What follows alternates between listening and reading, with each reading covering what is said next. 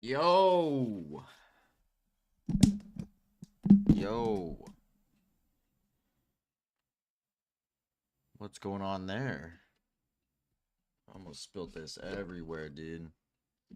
That would have not been good. Mm-mm-mm-mm-mm.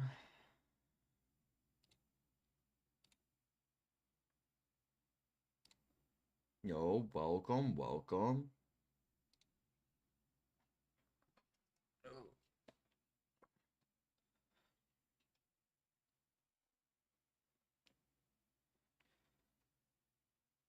what?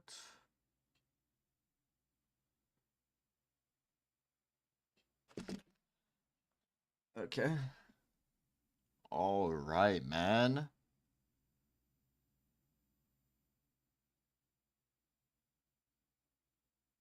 Why I don't wear a parachute.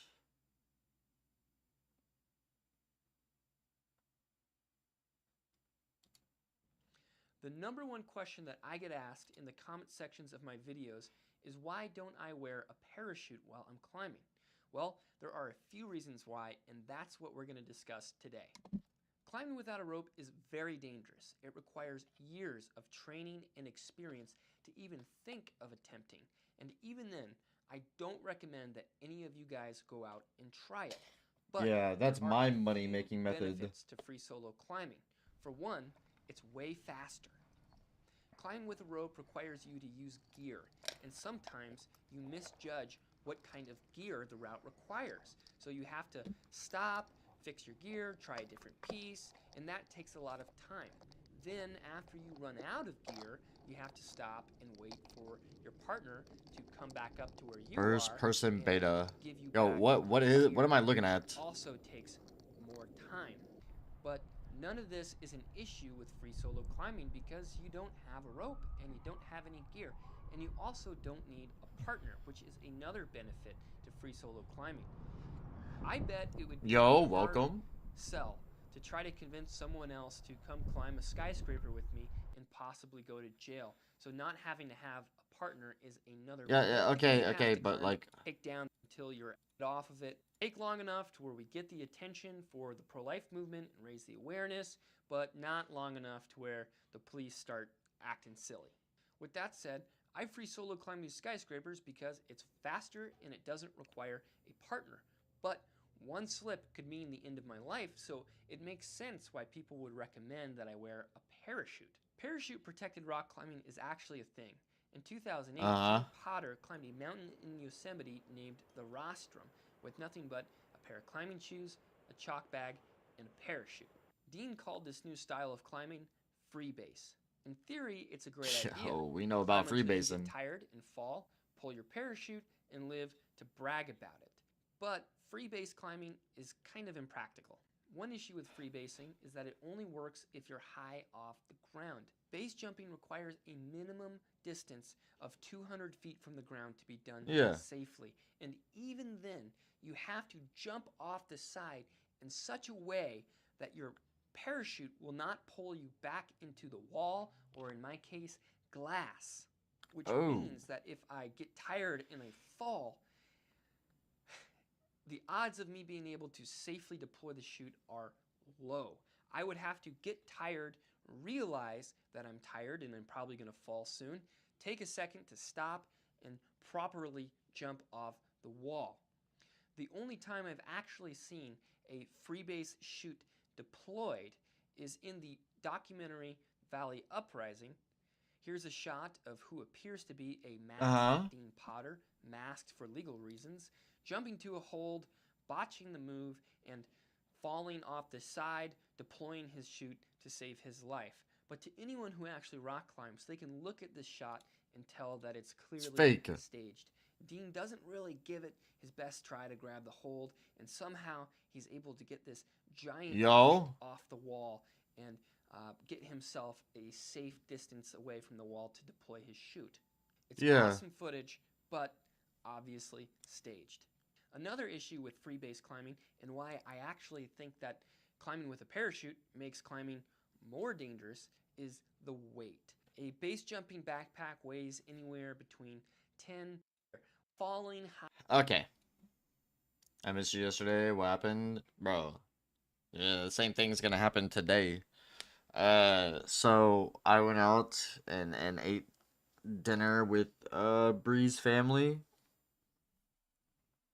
And then right after I had to go to my storage and like load up a bunch of like heavy furniture.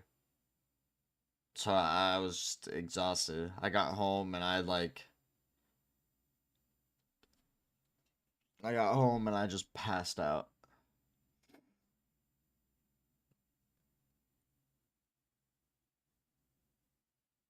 So yeah.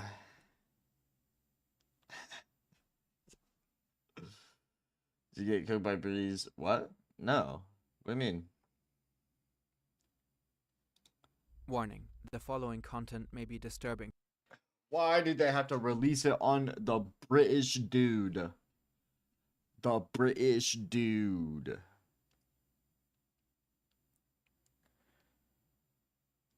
I don't want to listen to the British dude, man. It's the 10th of I should have known. I should have known.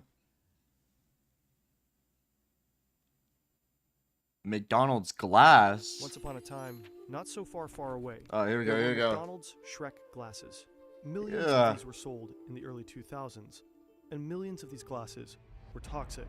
McDonald's is recalling 12 million of its Shrek drinking glasses because a chemical is turned up in that painted design. How did this happen?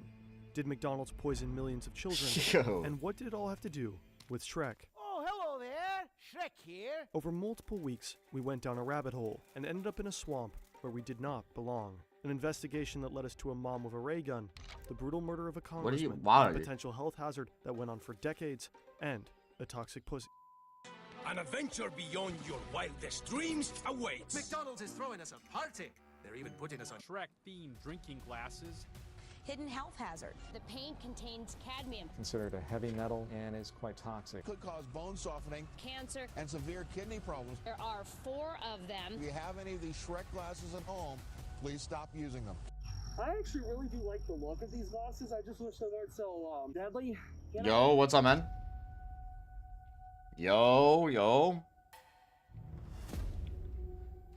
The launch of the Shrek glasses I'm was a back, massive failure for man. McDonald's. But more generally, as long as you don't poison your customers, experimenting and launching new products can be one of the coolest Hello. elements of running a company.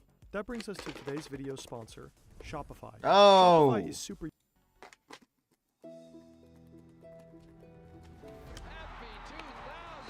What in the world is happening on Wall Street? The 2000s were wild.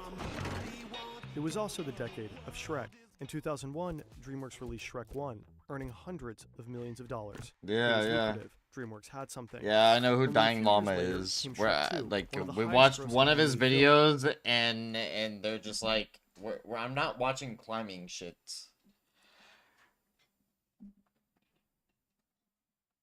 Span of 8 minutes. What do you mean, bro? What is this, bro? Dying Llama. Are you kidding? No. What do you mean?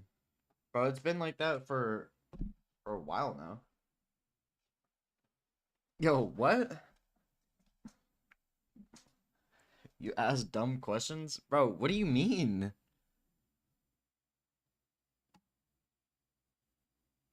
Take 5 seconds and think about the 5 consistent? Well, I mean, like, I have 7 right now.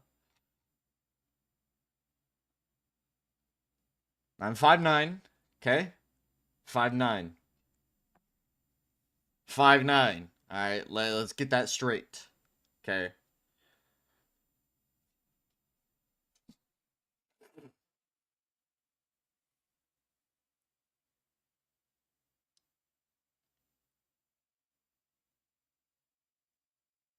Well, yeah, you're saying it's crazy.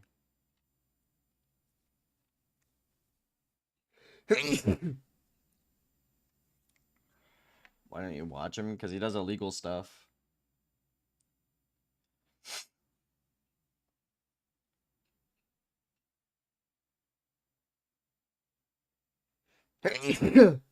Yep. I'm Films sure of it's. all I'm time. sure it's. I'm Next sure up it's. was Shrek the Third, and life-changing I'm TV sure specials like Shrek the Halls and Scared Shrekless. But in 2010, Oh. DreamWorks released their most controversial work yet, Shrek Forever After. Feed me, if you dare. Top critics were swamped, calling the movie quite mediocre. Some even used Mediocre. fancy words like Shrek 4 shows all the signs of mortis equus syndrome, whatever that means. But what made the mixed reviews even stranger is that Shrek 4 still managed to gross over $750 million. Yeah, it wasn't that good. worldwide. A serious chunk of change for a franchise that seemed ogre. It wasn't a surprise for DreamWorks though. Sequels just work, unfortunately. Yeah. But DreamWorks had also created a powerful marketing machine, a machine that brought Shrek into the minds and hands of countless children at home. At whatever cost. It's the late 1970s. Poison. Poison the McDonald's is children. losing its Poison the market share to children. Not selling saturated fats to kids is not an option. So in order to Yeah. maintain their grip, they decide to combine content and consumption. They package a McDonald's meal like a present that comes with puzzles, riddles, and games. Right off the bat, the Happy Meal toys are tied in with Hollywood productions. McDonald's secures deals with Disney and other famous children's content brands. This is Woody. This is Tigger. McDonald's advertises and sells Yo. merchandise for the respective brand, and they get free attractive content in return. Instead of a creepy clown, McDonald's can now use Disney princesses to lure in kids and their parents. The McDonald's Happy Meal quickly became one of the first socially acceptable forms of children's gambling, a cardboard loot box. Only by visiting McDonald's weekly could a child have a chance of collecting all the characters. Wait, I never thought of it like A that. stroke of marketing genius. Today, the Happy Meal is vital to the financial success of the chain, contributing. Wait, I between never 15 thought of to it like that. 20% of its Cardboard revenue. loot box. McDonald's is thought to be the largest toy distributor in the world. One of the brands who capitalized on this That's relationship crazy. was DreamWorks. In 2005, McDonald's ended a decade-long exclusive deal with Walt Disney. Disney's Treasure Planet and Atlantis were a flop, but DreamWorks had Shrek. Part of the deal was that Yeah. DreamWorks would craft original animation for McDonald's commercials. In return, ogres were put in Happy Meals. Look, Shrek, he's got your ear. It was a success. McDonald's inks another deal to team up with DreamWorks for Shrek Forever After. Enter the collectible Shrek glasses. Ooh, the These glasses are poison. not actually part of a Happy Meal, but they can be purchased with every order. An upsell. Get the burger, get the toy, get the glass while you're at it. Yeah. Like Shrek, the glasses were a massive hit, and millions were sold. Those who managed to acquire all four of them could take pride in their collection. But you see, Shrek should never have been taken out of his swamp. The glasses had some serious issues. They were outright dangerous, and no one noticed. No one, except for 3 people, and one of them was a mom with an X-ray gun. What? It's a hot summer day in Los Angeles in 2010. Jennifer Taggart is sorting through some work-related papers when her child storms in, demanding attention. Grinning, her son presents her a brand new Shrek glass that he just got from McDonald's. Any ordinary parent would just brush it off, but Jennifer is no ordinary parent. She is a lawyer with She's a almost Karen. decade of experience in environmental litigation and consumer product safety, and Jennifer had a bad feeling about that glass. She's a Naturally, as Karen. a responsible parent, she is in possession of a handheld X-ray fluorescence spectrograph, also known as an XRF. An XRF analyzer God, shoots just an wanna X-ray be beam into extra. a target, making it emit light. Atoms of every element have a unique fluorescence. By analyzing that light, you can find the materials the object is made out Yo, of. why you gotta be Not extra just about your it? Average parenting device. These guns cost thousands. Jennifer is going to use hers to figure out exactly what Shrek is made of. When she sees the device reading, her heart sinks. Shrek's beautiful green skin contains cadmium, a toxic heavy metal and known carcinogen. That means it can cause cancer. Like other heavy metals, high concentrations of cadmium can be very, very bad for the human body. To your cells, cadmium just looks like zinc, so it's eagerly taken up. But the body doesn't use cadmium. So instead, it damages the lungs and the intestines. Kidneys fail and bones crumble.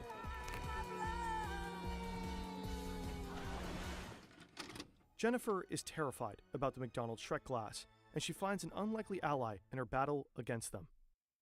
Jackie Spear had a rough start in politics. She started as an assistant to a congressman whom she accompanied to South America to investigate an abuse. Wait, so McDonald's was actually just poisoning children? Followers ambushed them. They shot and killed Congressman Ryan and 4 others in his traveling group. Jackie Spear was shot 5 times and left for dead on a jungle airstrip. She managed to survive for over 22 hours until help finally arrived. To this day, she carries 2 bullets in her body from the incident. Oh my god. Despite this horrible experience, she entered politics and rose to prominence like a Washington version of 50 Cent. But her share of tragedy wasn't up. When she was pregnant with her second child, her husband died in a car crash. Facing an almost incomprehensible amount of suffering, she continued on her path and went to represent California in Congress. Her first name is also Karen.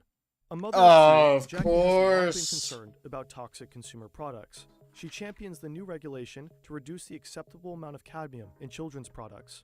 Jennifer Taggart and Karen Lorraine Jacqueline Spear joined forces. Yeah, Karen. Jackie received an anonymous tip for the glasses and went to the Consumer Product Safety Commission, CPSC, urging them to investigate. At the same time, Jennifer also reports her findings to the CPSC and sends her findings to Jackie's office. For McDonald's, a PR nightmare begins.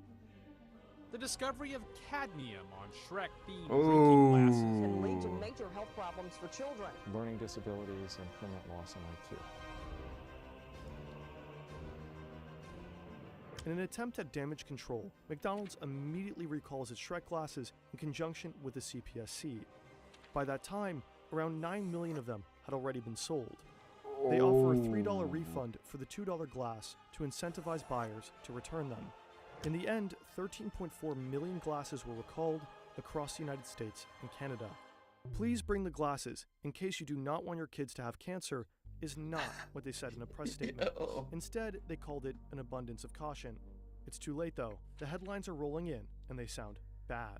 A consumer alert for you this morning. Parents, you need to listen up. McDonald's is recalling 12 million. 12 million. 12 million. 12 million Shrek drinking glasses. The word toxic is everywhere. 12 years later, even Cracked called them toxic AF. From what we can tell, it seems like McDonald's never attempted to sell painted glasses again. Jackie and Jennifer had won. So let's get it straight. How dangerous or not were these Shrek glasses really? And what about all those other painted glasses McDonald's have been selling since the 70s? Yeah, wait. At the time, according to CBS News, 0.6 micrograms of ingested cadmium could be hazardous over time for an average 6-year-old of around 20 kilograms. The CPSC collected the Shrek glasses to conduct tests for toxicity. They wiped the glasses 30 times to check for cadmium and other dangerous substances like lead or mercury. The wipes could give an estimation for the amount of a substance that leached from the glass onto the hand. What they found was fascinating. Shrek, Princess Fiona, and Donkey did not have high levels of cadmium. In fact, tests for other dangerous chemicals like lead or barium also turned up nothing. However, there was one glass that was dangerous. Farquaad! Yo, what if this was like planned? No, it was Puss in Boots. No! A set of 3 towelettes from the Puss in Boots glass picked up around 15.83 micrograms of cadmium. The CPSC assumed that half or less of this amount would get into children's mouths, through nibbling their hands, etc. The concern was not that it would poison a child right away. In fact, at the time, no illness from the glasses were directly reported. Rather, the cadmium intake could accumulate and become a serious health hazard over prolonged periods of time. Why are they stroking the glass like that, though? Per though? day would expose that 6-year-old to as much cadmium as they could safely ingest in a day. In the press statement by the commission, the spokesperson Scott Wolfson praised McDonald's quick actions, adding that the cadmium content in the glasses wouldn't even be that high. The people making the glasses were convinced that they weren't dangerous at all. However, there were others who were much more critical. A chemistry professor, Jeffrey Weidenhammer, found the concentration of cadmium to be around 800 parts per million in the Shrek glasses. The federal law puts a maximum level at 75 parts per million for children's toys. However, glasses aren't considered toys. Quite convenient for McDonald's. Painted glasses have been a reoccurring theme in McDonald's since forever. Yeah. Lucy and the gang are camping out at McDonald's. On 16-ounce glasses, collect all 5. The supplies are limited. Already in the 70s, you know, it's just McDonald's strange, got into trouble though. for them for the first time. The Federal Environmental Protection Agency discovered that the lead content in the paint was exceeding the limit by over 17 times. Though, unlike with the Shrek incident, no glasses had to be recalled, as far as we can tell. At the time, the Food and Drug Administration apparently saw no acute health hazard. Right. This does not mean that these glasses were unproblematic, at least from today's standards. Here's my ray gun. This is Tamara Rubin, another mom with a ray gun. She runs Lead Safe Mama LLC, Oh a consumer my protection God. company based in the U.S. For many years, she has reported Another the use of Karen. and lead in consumer products. 1977 McDonald's. 62,600 lead and 2,626 cadmium on Garfield's face that I did, the orange. And the level is 132,800 lead and 11,500 cadmium. Mickey Mouse. Oh my God. Year 2000 anniversary. And it's a McDonald's product. You can see on the bottom McDonald's logo there. Is 1,082 parts per million cadmium. What does that Although it mean, seems like though? there have been no other painted glasses sold by McDonald's after Shrek 4, similar painted glasses do still exist. We got hold of new ones, second-hand ones, and we sort of tested as many as we can get hold of, really. This is Andrew Turner, a chemistry professor from the University of Plymouth. He tested around 200 different painted glasses, both old and new, and found high concentrations of both cadmium and lead in 80%. Yo, like, why are Cadmium people and using lead in painted cadmium? glasses can leach out onto your hands and lips and into your body. Maybe Does that mean if you're a you nail need to bury biter. them in a concrete coffin? Well, that's your call. You want to make people aware of the problem. but No you diddy, don't want bro. to scare people and get paranoid. But there are some precautions you may want to take. Sort of predict the ones that would have the lead and cadmium in. They tended to be more bright colours and looked like it had been sort of almost moulded onto the glass. I would avoid Yeah, like- any decorations on glasses where they go within 2 centimetres, certainly, of the top. And just keep an eye on it. Don't put it in the dishwasher, but just now and again have a look. For old people? On God, bro. Like, what? Like, don't we have, like, you know, R40, And if you yellow have small 74, children, maybe just don't have these glasses around. blue 90? Like, we All got of this makes dyes us now. wonder, if this whole category of glass decoration might be dangerous, why is it apparently legal to sell them? There is no relevant legislation, or the legislation is so out of date that someone needs to come down hard and say, right, new regulations, we shouldn't be using these chemicals at all. We pass all standards at the time of manufacture because on the day this is manufactured and sold, it's not leaching onto the hands of a baby because the paint is fully intact and it hasn't been sterilized and washed 100 times. Due to a lack of regulation, these glasses continue to be produced and imported. We reached out to Jennifer Taggart for this story, but she did not get back to us. Well, of course we not. also asked McDonald's for a comment. They Oh, did not get bro, back to us. like, come on, bro. You really thought To us, it is McDonald's, wild to Mickey think that D's, McDonald's sold Mac these for more than Daddy 30 was years, gonna come over despite and just initial concerns email already you? At the end of the 70s, especially since the target group was kids. It's good that Jennifer Taggart pulled the trigger that day, to have at least some of them be sent back. But, like, I want to know the context, though. Like, does she just, like, every new glass, she's just sitting through Walmart and she's just scanning them all, right? Like, who is this lady? This Karen? She just go through, she's like the white knight of painted cups. Like, who is she? Who is she, man? No, is that safe to click on?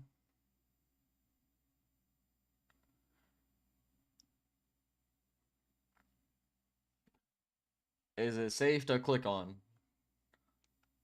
I promise? Okay. They won't have. Wow, they have it! Motherfucking galaxy gas! I'll bet they won't. Oh, bruh. No! No galaxy gas, bro. No galaxy gas. Galaxy gas is...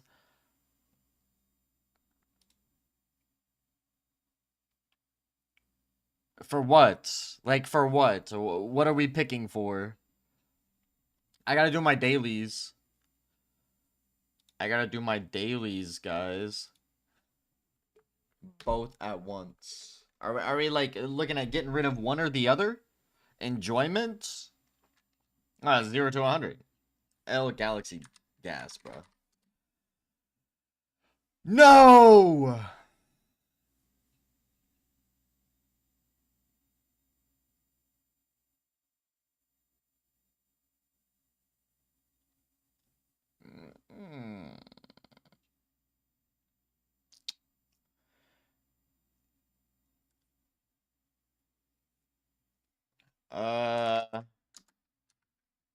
Known?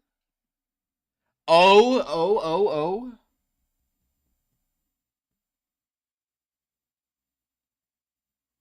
Yeah, only words. Only words. Something, oh.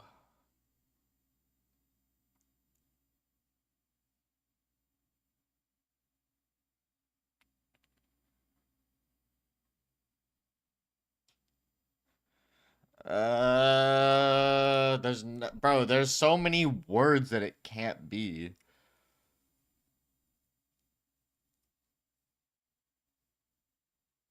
Letters, I guess.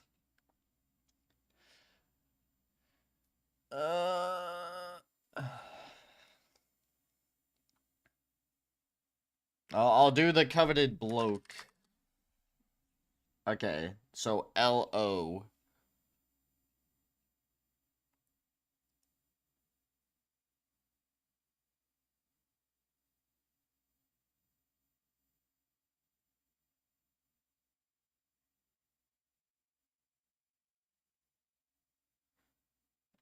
No, that wouldn't make sense because B can't be the first word. Wait.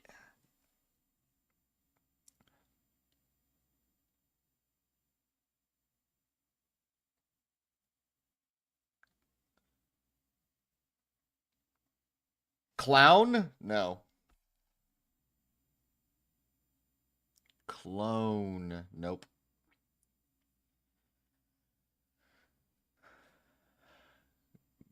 Gloom. That could work because we haven't used an M yet. But wait. Would there be two O's? I guess we'll find out. Nope. Nope. Nope. Nope. No. No. No. No. What is this word?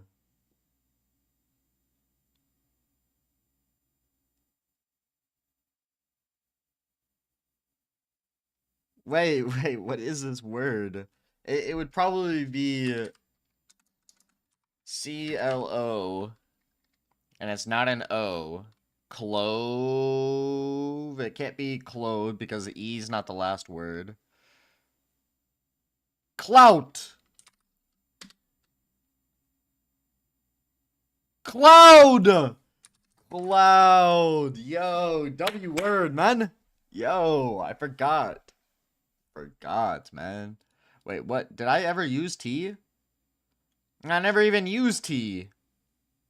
Oh, of course. Of course it wouldn't be clout. Of course it wouldn't be clout.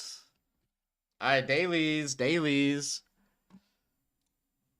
the wheel. What do we got? No! No, my worst enemy. Indonesia.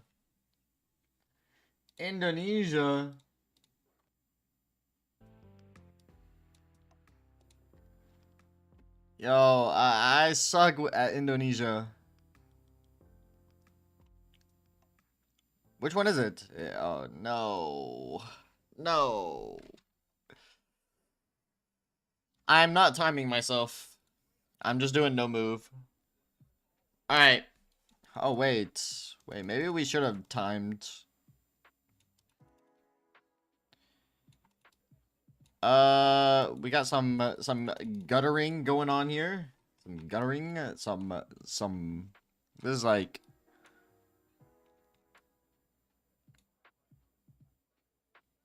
But hold on, what? I don't know polls.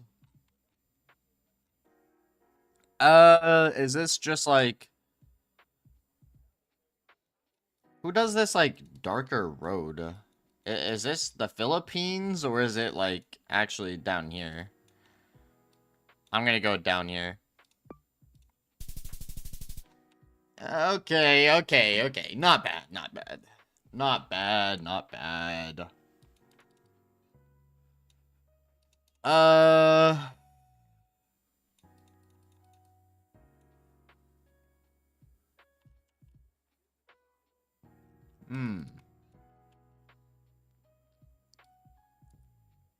I can't tell if that's a black tag or not.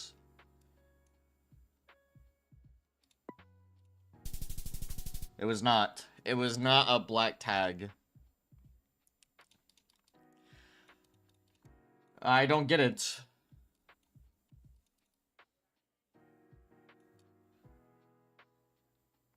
What, like, leaning poles? Big bulbuses at the end? Is this... Hello with dinner? No, you're good, man. I gotta do my dailies. Yo, that's some orange dirt. I don't know where this is at. This is probably just, what, down here? Nope. Calamantin.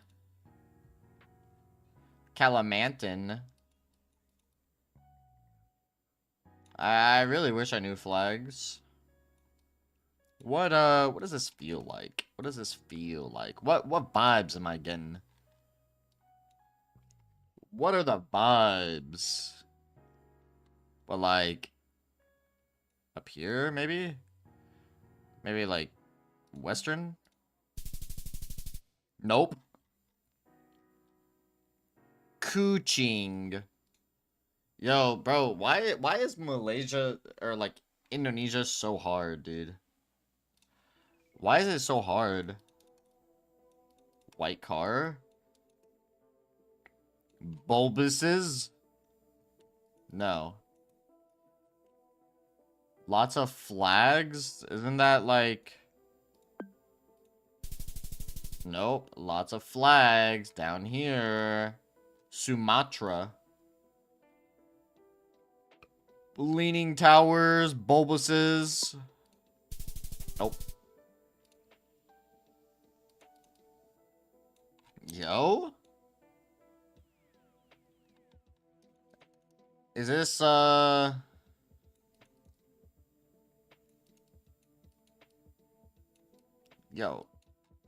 Huh? That's a pretty colorful bridge, but like... What are these houses?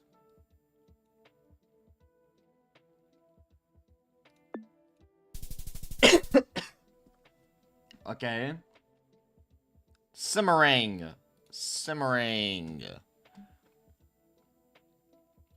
No leaning poles. Decent looking house. It's a black car. I don't know. I can't see it. These are kind of clean poles a little bit. Is this like... No. This would be... Yeah, this could be Philippines, right? No, I should have just went with my first.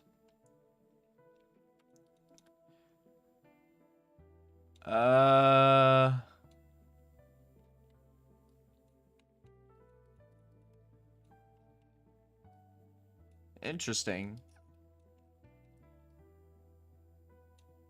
Okay, nice little town, I guess. Is this... I've never seen this before. Okay, makes sense. Yeah, Indonesia. It is what it is. How is the average score 10,000? Almost 11,000, dude. Are you kidding me? All right. I haven't though. AOEW. AOEW. Like, bro, like you keep saying I've improved, but like, look at this, dude.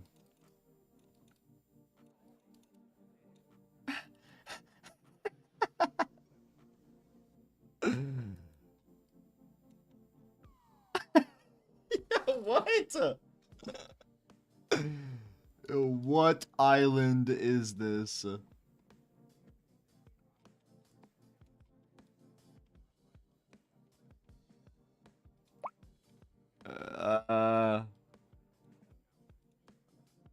I mean, like, this has gotta be.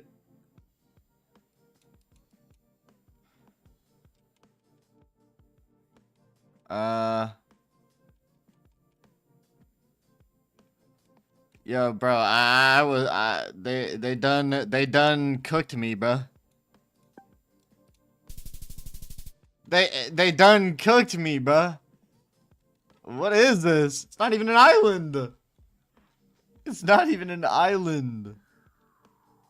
Bro, to be fair, okay, to be fair. The sun was to our north, so that's why I went southern hemisphere. It was like directly to our north, bro. To be fair. To be fair. What is this, Jordan?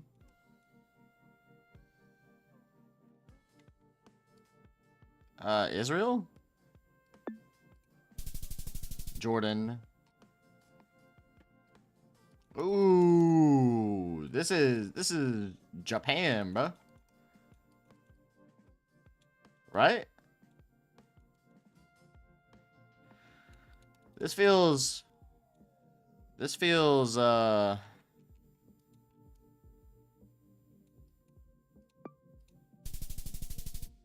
felt Japan. I guess it's just Alaska, but you know, what can you do? What can you do? Okay. Like, I didn't have a lot to go off of. Okay. I don't see any. Oh wait, that.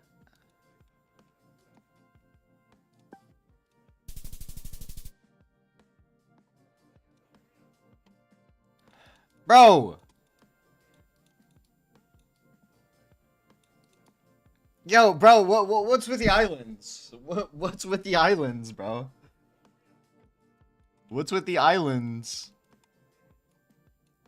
There's a giant landmass to our southwest. Southwest. This kind of feels... I'm an island boy.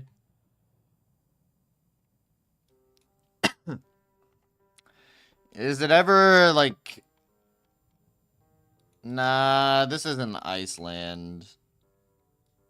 Bro, this could just be here again.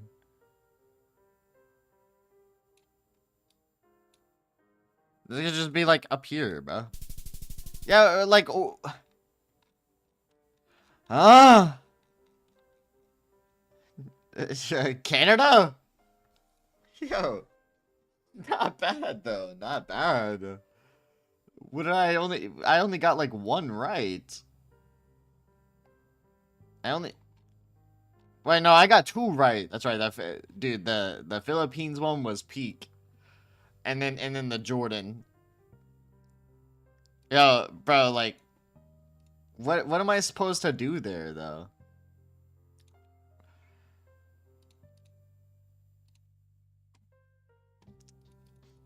Once again. Wait, is this? Wait. I know where this is at. Right?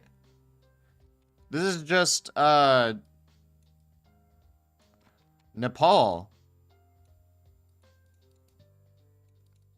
Cause like, Everest is to our north, right?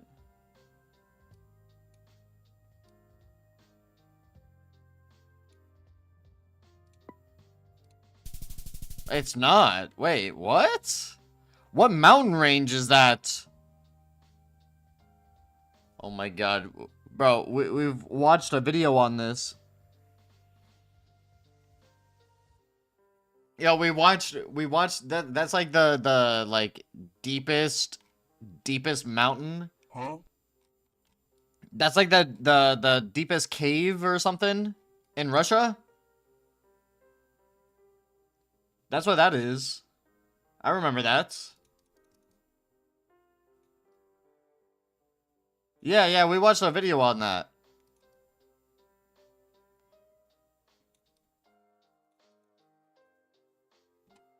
Is it just like... But... Okay, hear me out. Hear me out. Okay, I'm gonna go with China here. No. This is probably Thai.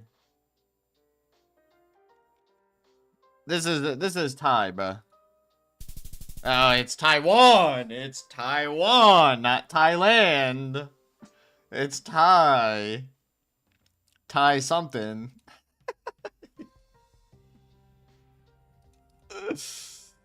What do we got? What do we got? What do we got? It is close. It is close. Isn't this like... Bro, don't tell me... Wait, hold up. Actually, before I just insta-lock something. Is he driving... Are we driving on the left side? We're driving on the left side. Hold up. We're driving on the left side. Driving on the left side. I don't know any of the countries that do this besides like that UK and Japan, bro. So like it doesn't help me an insane amount. The lines don't feel that long though. We have some cool mountains in the background. Do they drive on the left in Czech or Croatia? These poles are kind of like massively thick.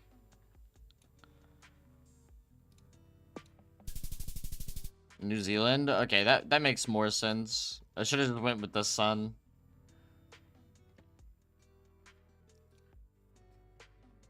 Yo, bro, come on, man. I haven't seen enough cave diving. Bro, what is this? Yeah. No sun. No sun. Only vegetation. We only have vegetation to go off of. It can't be anywhere, okay? I think this has, like, English on it. I think this has English on it. I can't read it, though. Yo, what this old man drip right here, bro. Like, hold up. Actually? Old man drip. It's definitely like a tourist cave, right? Yeah, you gotta think long and hard about this one. We got some tropical. Is this?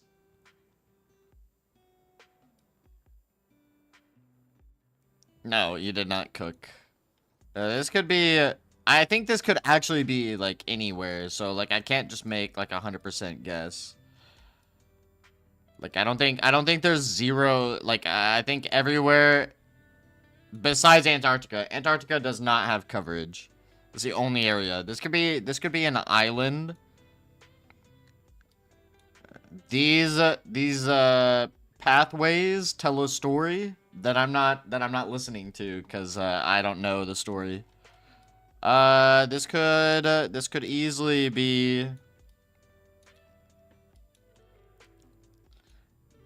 Bro, I want to do an island so bad. But I don't know what island I would go. Maybe, I don't know. Okay, it's not even an island. Okay. Mulu National Park. Deer Cave, apparently. Deer Cave. I mean, it was English. And it did say Deer Cave. Yo, like, what?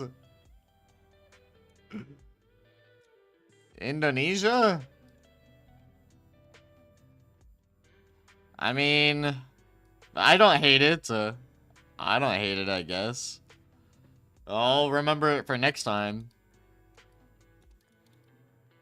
Okay. Very cloudy.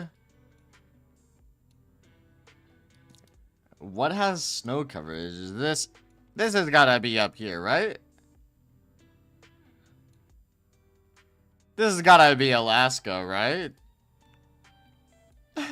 or it could be on Greenland. Like one of these little islands.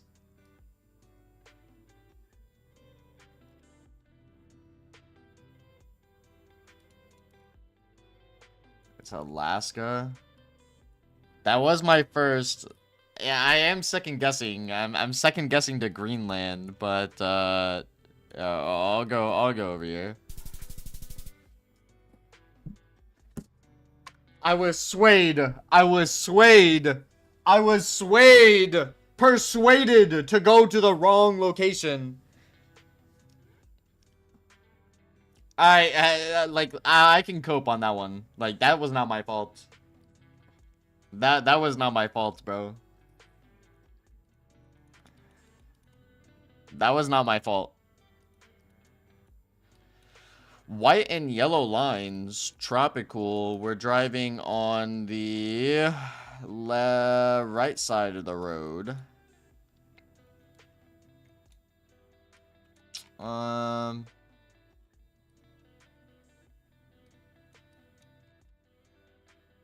is that, a bird cage?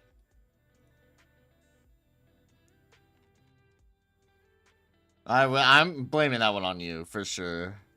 What is this? This is like...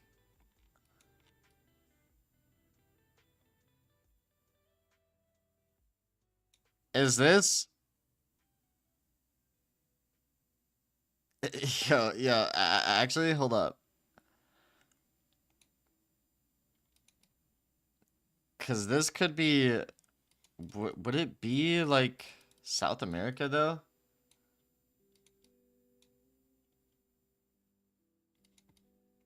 Would it be South America, though? Like, who uses yellow and white lines? Okay. Alright, Argentina. Argentina, okay. Alright.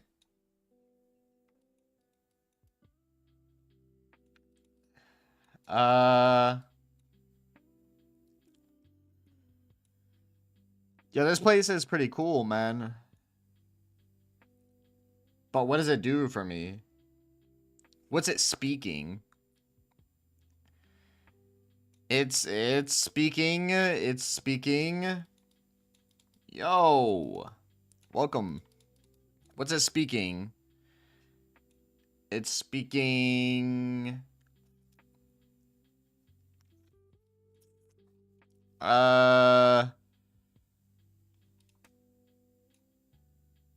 Yo, what is this? Is this like... what's it speaking? Clean looking water. Yeah, I don't know. Okay, I can see that. I looked at the rocks, and I was like, oh, this is Gibraltar.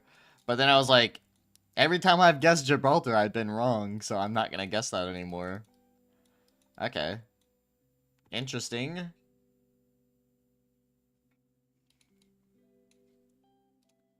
Okay. Makes sense. Okay, so we're in...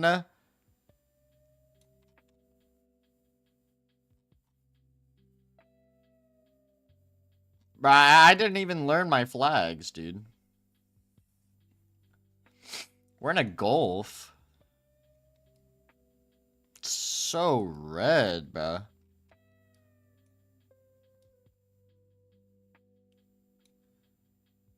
Breaking Bad. No, bruh. Okay, well, technically, the sun is to our south, right? So we gotta be on the northern hemisphere. So it's gotta be somewhere up here with red soil, bruh. Is it just here? It looks kind of flat the further you go down. Like, now hear me out. Now hear me out. Where's the water? The water is to our southwest. Now hear me out. Is it here? No. Okay. Greece? Okay, yeah.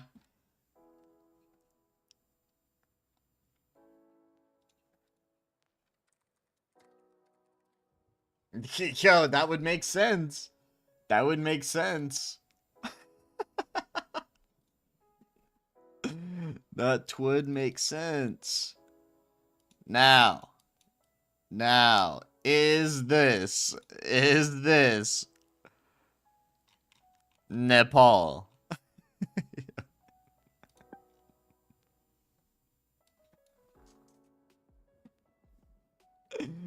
Or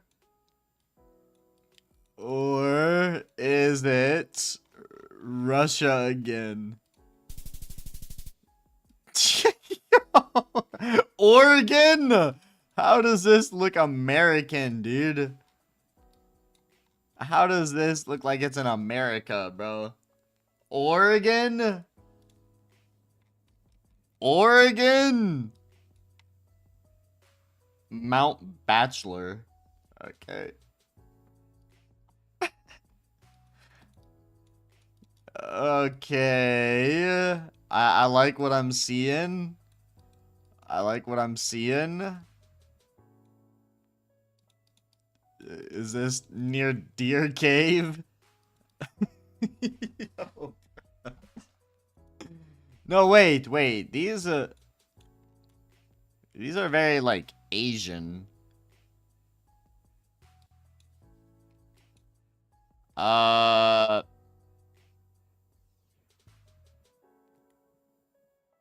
Is this... This water looks disgusting, bruh. What? Yeah, these are Asian, like, this is Asian vegetation for sure.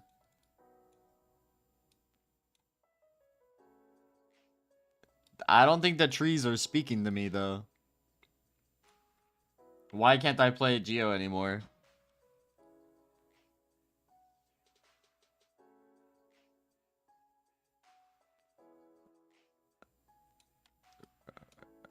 Watch it be like...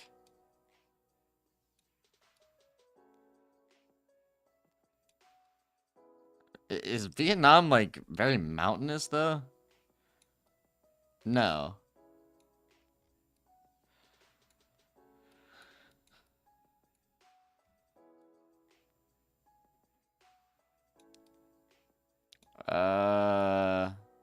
Neither is Thailand, apparently. Or Cambodia. But you know what is?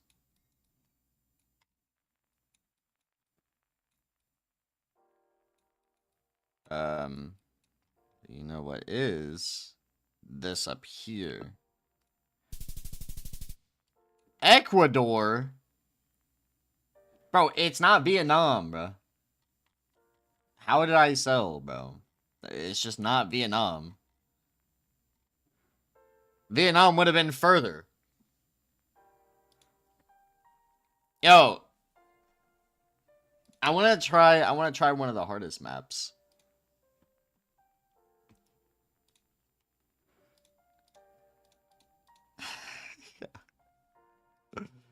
Oh god. Oh god. Oh god.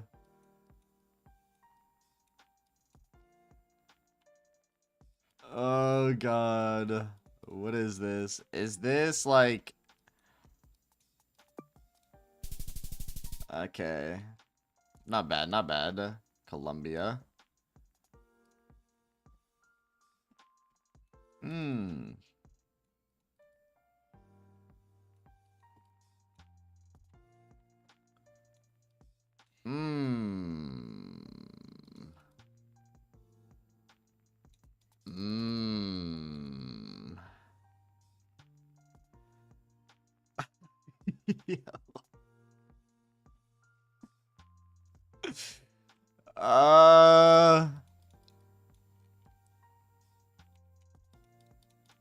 There is a reason this is one of the hardest maps.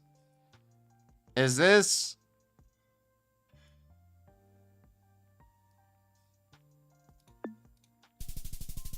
Brazil, okay. I didn't want to go there twice.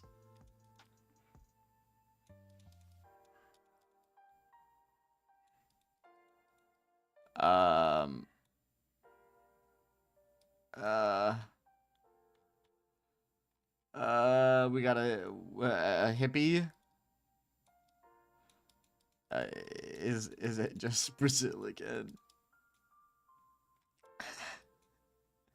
What part though? It's not. It's Australia. No. Yo, bro, this is terrible.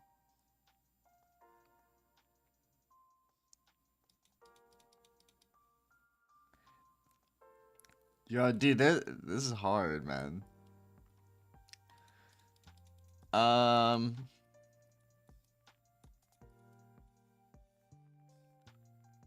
Wait.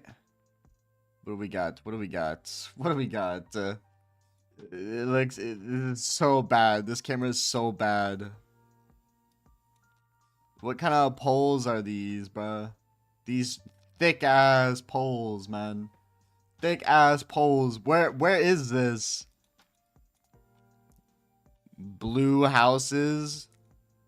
Like, who does that? Who does these blue houses, bro? Is this like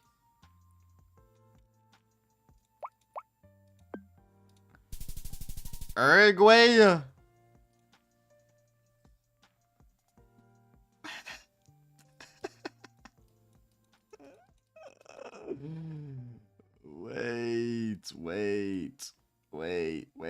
Wait. Is this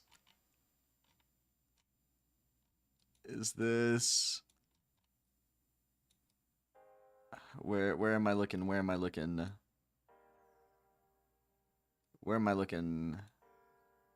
Hold on. Before I make a complete, well, I can't even go off that. Who does who has this like really grainy ass like soil, bruh? It's like extreme, but it is actually this could be like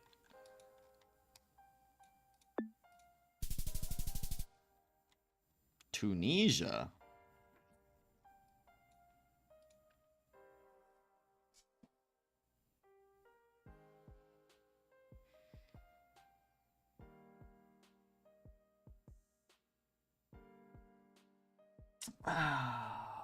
Dude, this is hard, man. This is hard.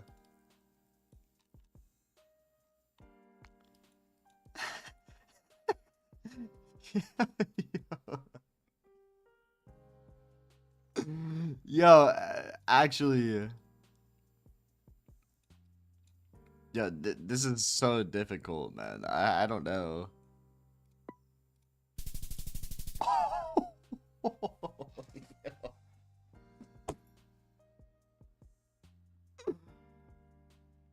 I can tell you my reasoning, but like my reasoning wouldn't make sense. No, it's not even that. It's like, so it was purely off of a vibe, okay? Like purely, like it does not make sense at all. But I looked at this house and I was like, this is Denmark, bruh. It's gotta be. And then the more I looked around, the more I was like, I don't know. It just doesn't feel Denmark, does it? And then I saw this, and I was like, I'll just shoot it. If I get it wrong, I'll remember it for next time. Oh, man. Yeah, that gut feeling did numbers, dude. What is this? This is a pretty high camera. No, this is not Japan. The camera is way too high. Well, actually...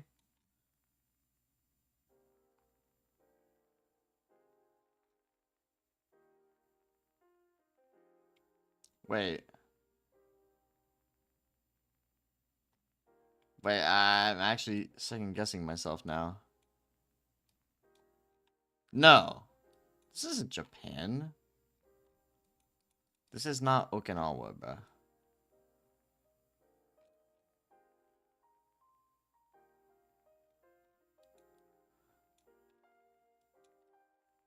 But, like, I don't know another area that does this, so it's...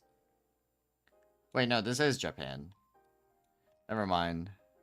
Never mind, bro. What am I talking about? This is, like... This is so southern, bro. This is so southern. It's definitely down here. It's just not Japan, bro. It's South Korea. Bro, it didn't feel Japan, bro. It didn't feel Japan at all, dude.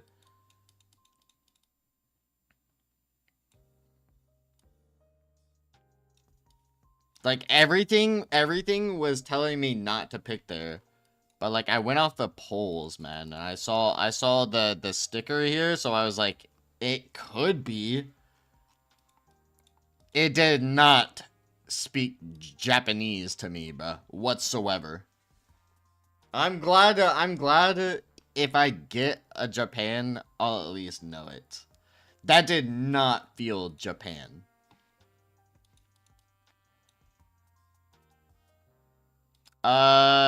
Nice random forest that we're in. What do we got? What do we got? Is this like...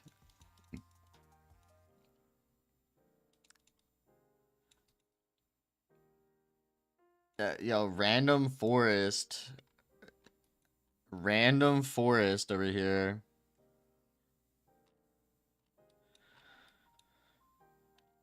Random forest. Yo, bro. Okay, hold on. I was like, this is Croatia or Slovenia, but like it was just Slovakia. But like it made sense in my head. How what? I'm looking at the trees, bro. Like they looked too close to like region. I don't know. My first guess would have been here, but yeah. Just basing it off vegetation. That's literally I'm going with my gut, dude. My gut just tells me things.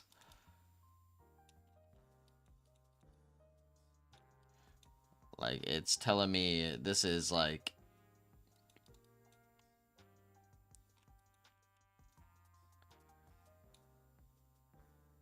but hold on. Is this just like Eastern Thailand? It can't be though. Because like I mean it can be. But it's just gonna be like Indonesia. Right?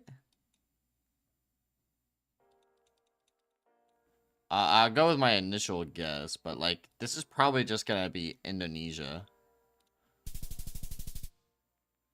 Vietnam. You know, wait, no. It is Thai. No, it's Cambodia.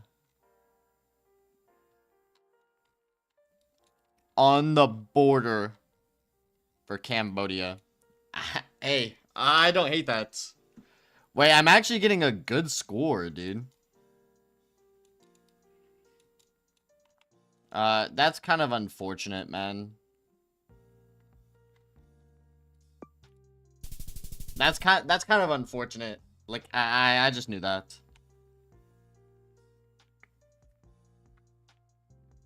Yo, wait, it actually wanted me to lock in, dude.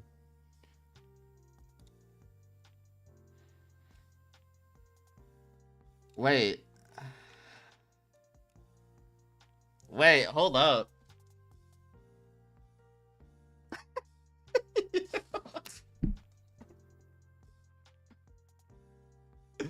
Wait, hold up, man. I might be back.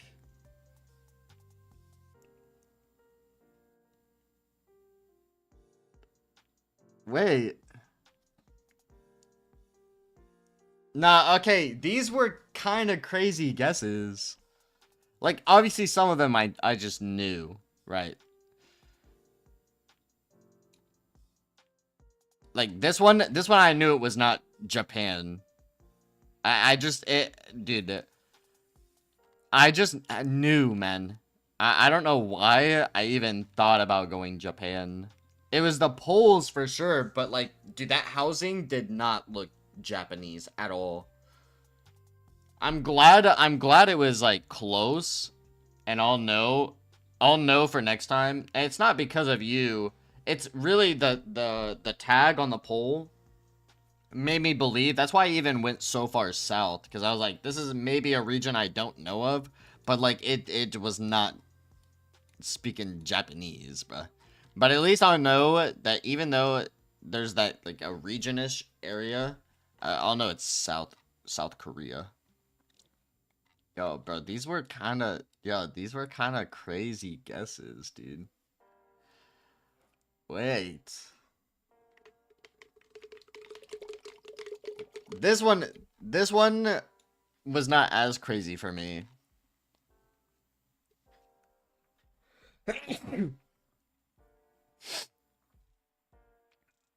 Like, I had a general idea. But yeah, the Denmark really set the pace, bro. The Denmark one really set the pace. When I did this one in 29 seconds. That's crazy.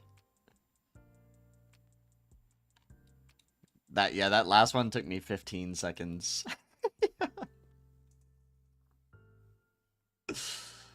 Wait, this is a hard map, bro.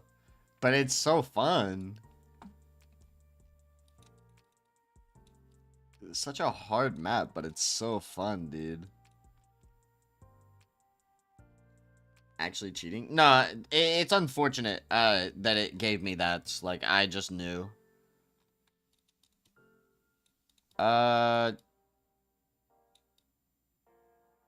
Is that Akon City in the background? Nah. Nah, that ain't no Akon City. That's like...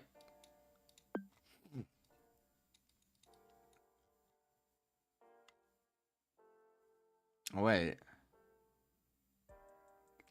Bro, who does this? Who does these polls? These are region specific, right? These are region specific. I'm not getting this one correct because I did not learn polls at all. But what the hell is that?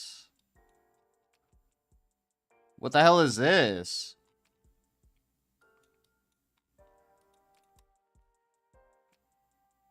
Region specific. This has got to be like down here, right?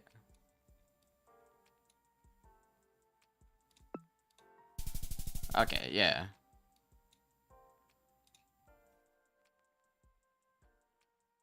Oh god, he's trying to get away, man.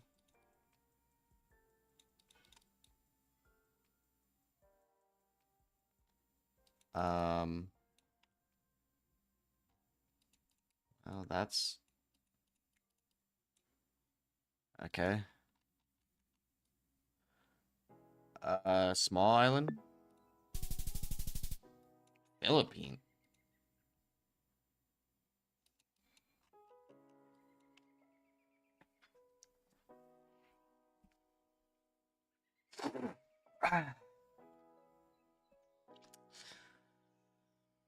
So this is why I never go off flags.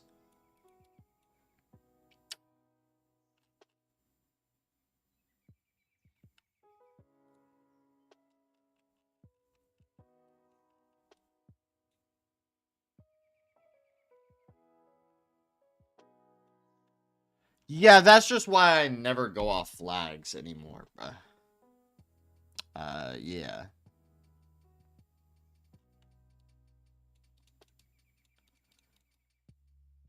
Well, you know, what can you do? What can you do, bruh? What can you do, man? It's just giving it to me at this point. Yeah, like, what can you do?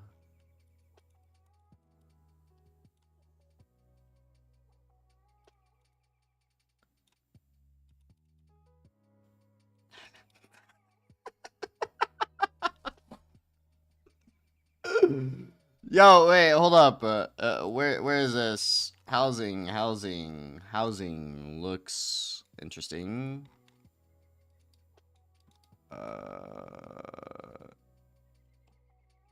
No. It's never happened to me before.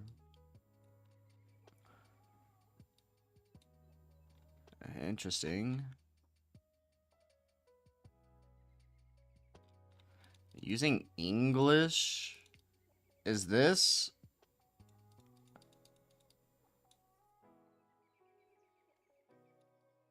Wait.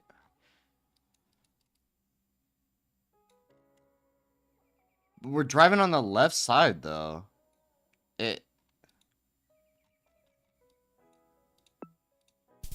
Yeah. Interesting.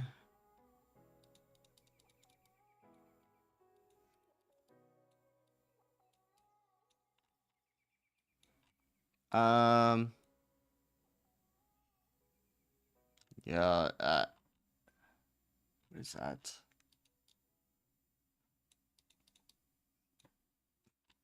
What does this feel like?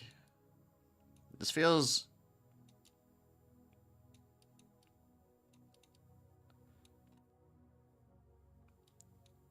This feels kind of...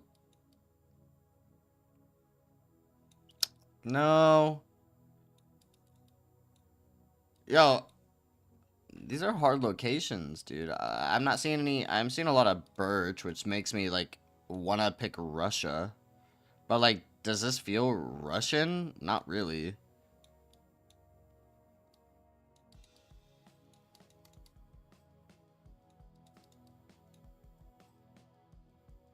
This...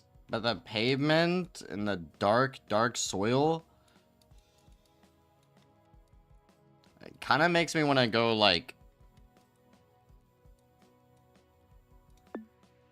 Iceland. But I don't think that's... It's Iceland. Okay. I didn't want to do it twice. The trees were just like the tall birch. Like I was gonna go like check. But I mean I wouldn't have gotten Germany. That's fine though. Two pretty bad ones. Two pretty bad ones. Yo.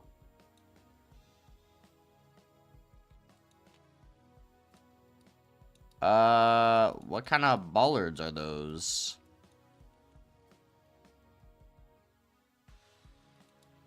What kind of bollards are those?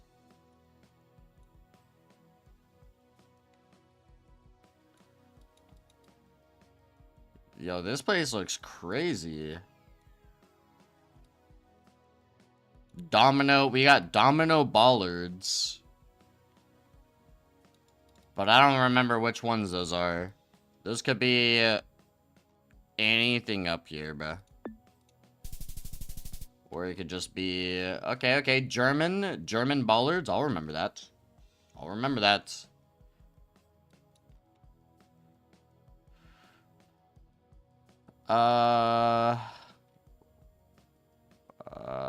Rivery Bay. Wait. Hold up. Is there white on that?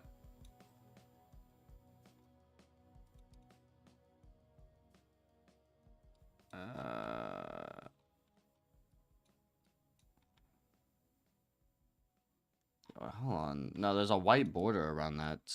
What am I doing? What is that?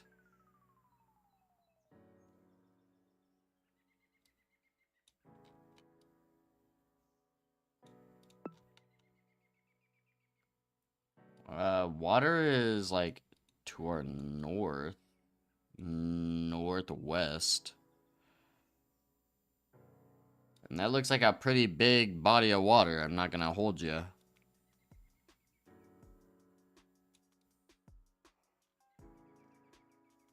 Norwegian. Russian. It's gotta be...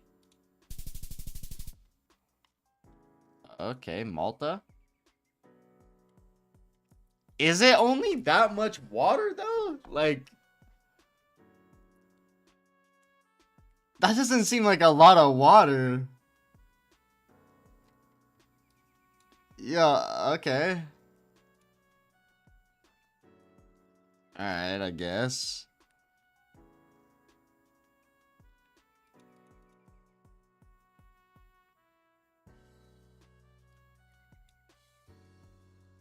Interesting.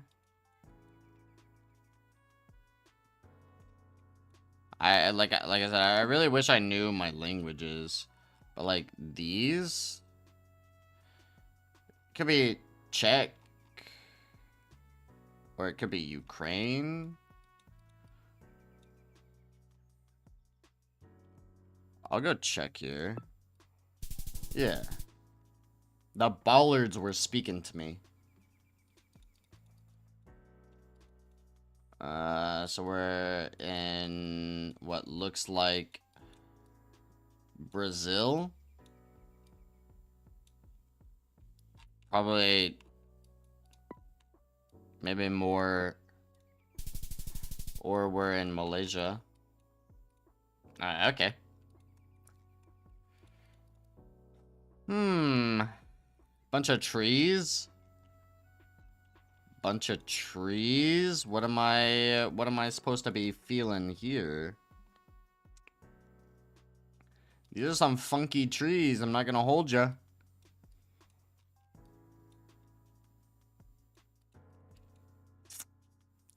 Yo, these are some funky ass trees. Very tall. Pretty red soil. Is this Colombia? Nope. Netherlands? Huh. Okay.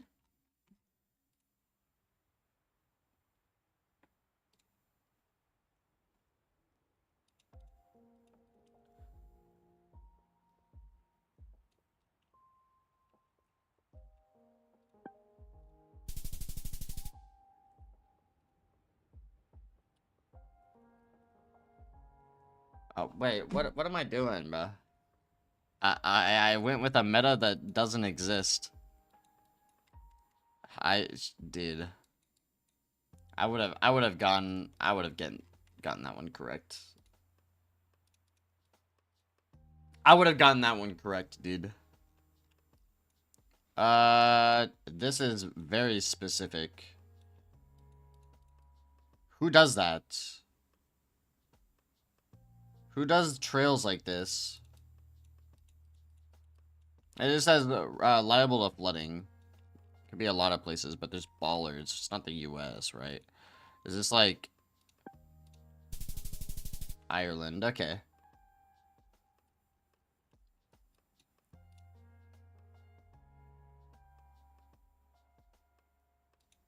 Oh, interesting. Holy poles. They don't have side. Long single like checked lines. Probably just Hungary or Romania. Oh, Romania's not a bad guess, actually.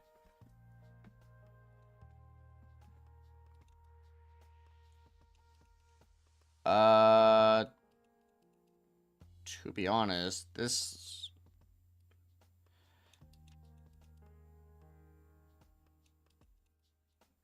Yo, these gutters with so many reflectors.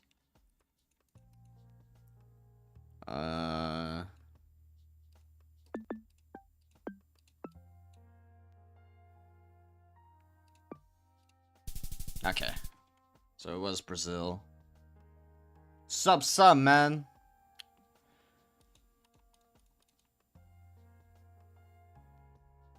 Very interesting polls. Yellow, white outer lines. But where though? Like down here? Nope. Oh, Brazil. It's too big, man.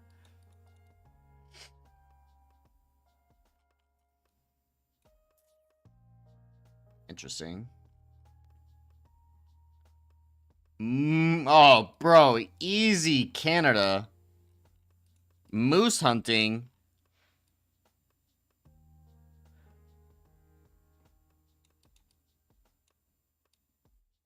Ontario? Nope. Winnipeg. Manitoba. Moose hunting. Too easy, man. Too easy. Yo, the average score is 7,200. And I got 19.8, bro. That's so crazy, dude.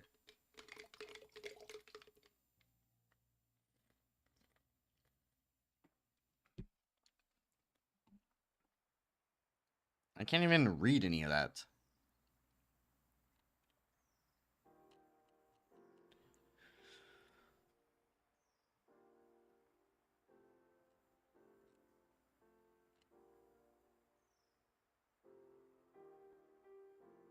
Lucky? What do you mean lucky?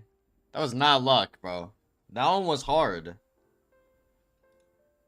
That's all down to my wits, dude.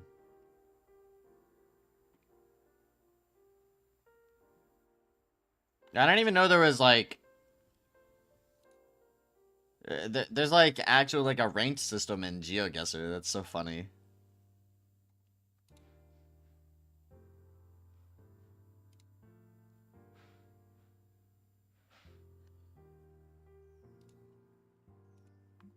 That's so funny, bro.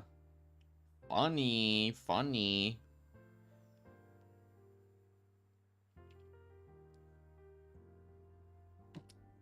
I've already watched that one. Hold on. I'll be right back.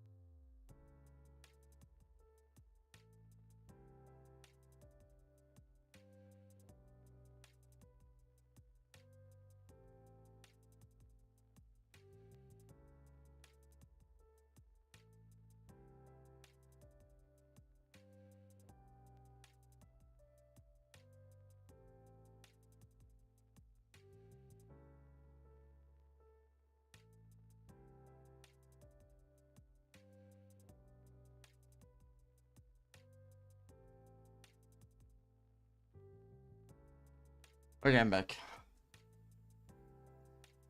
All right, what are you guys feeling?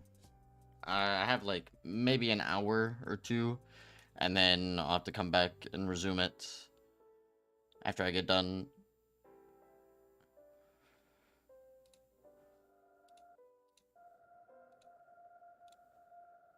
It's 1978. Jose is 16 years old. He lives with his family on a ranch near Erlenmar, Tulare County. It's a beautiful place, surrounded by Californian vineyards. One day, his sister Cecilia has a request. She went and told me, "Hey bro, can you take me to Indio to meet this guy?" I said, "Sure, sister, why not?" And I took my sister to this little house to find her stupid friend. Well, I didn't feel comfortable going inside with her. Okay, months passed by and she never came home. Oh. First they found her car, and then they found her body. Jose was the last person to see Cecilia alive, but when he made a witness statement, I didn't want to give the full explanation because I want to get them. I didn't want the cops to find them. I want to find them myself. We went to this little house. We broke in there, and we found one. I shot him. He then went on to shoot 2 more people who were also in the house. A cold-blooded triple homicide at the age of 16. To be fair, though, his sister was cold-blooded. What begins with a young act of revenge ends in one of the most ruthless hitmen for the Mexican drug cartels.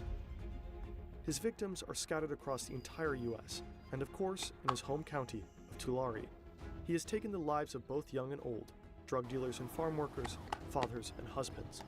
It will take over 30 years and police from 3 different states to bring him down.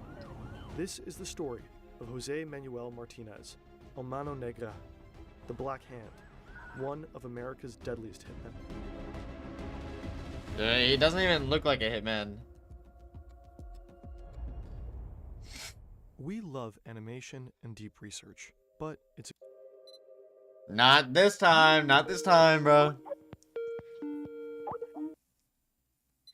You know, before I ever met him, bro, I talked. Dude, that is so nostalgic. I don't hear that again.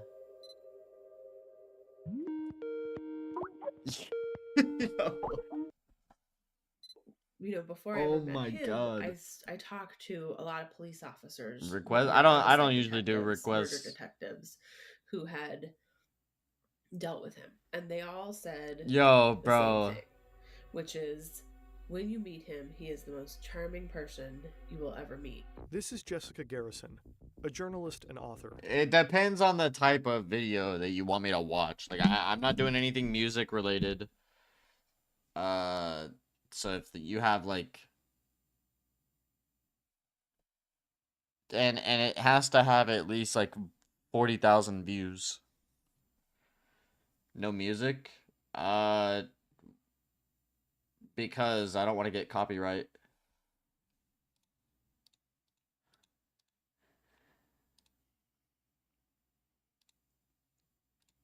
And like even though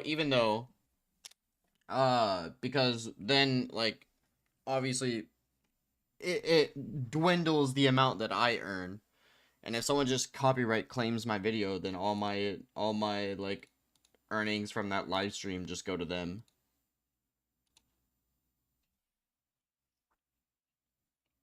So I'm not doing music. And that applies for like say the dude currently only has like 200 subs and like 30 views on his music video.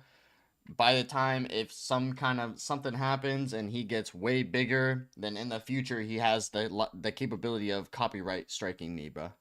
And so I stay away from music. Unless it's to the point to where like I just don't care, and I'm doing it like I'm listening to Drake or DaBaby or something like that. In 2017, she met Jose in prison for a BuzzFeed News investigation and her book, The Devil's Harvest. The perspective of his family. Make sure everyone drops a like on the stream. The family who always took care of them. If you were in the hospital, he was the person that would come visit you. If the hospital wouldn't let you in, he was the person that would find a way to like hoist children up to the window so they could wave at you. I think he was not a person Yo, W Mens. anyone who just first met him ever suspected of being a multiple murderer. How does a polite, loving family man turn That is into wild. a mass murderer? Martinez is born in 1962 in Fresno, California. He's a U.S. citizen, but he grows up in Mexico until the age of 11. He then moves with his family to a ranch near Irlamart. At the time, Tulare is the poorest county in California. His stepfather organizes laborers for the wine industry, and as a side business, deals drugs. At the age of 14, Martinez is sent on his first drug courier trip by bus. That's why. Later, No he music. uses his own car.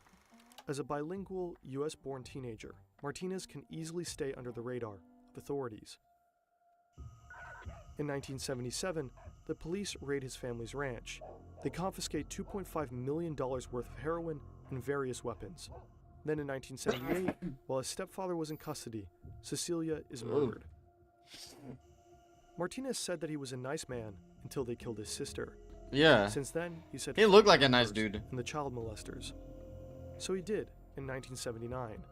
His first victim is David Bedoya. A friend tells Martinez that Bedoya raped his sister. Martinez does the job for $500. His first murder Only for money. 500, In bro. 1982, he meets a man from a Mexican drug cartel, most likely Sinaloa. He only refers to him as Mr. X. Well, of course. Dude's probably high up there in the Sinaloa Mr. X or whatever. was involved in the moving of large amounts of narcotics, drugs from, Mexico through California and to points beyond. And Mr. X, gave Who is this? Who is this again? numerous jobs killing people. Not every job for Mr. X is directly related to murder. Most of the time, Martinez is tasked with collecting debts from small-time drug dealers. He receives his assignment through phone calls or brief personal meetings. A lot of it is sold on spec. I give you the drugs, you sell the drugs, you give some of the money back to me, right? Yeah, it couldn't be me. Couldn't be me committing crimes. Back to me, we have a problem. Then Jose Martinez would go and collect that money. Martinez does end up in jail several times. For example, in 1990 because of his drug courier activities.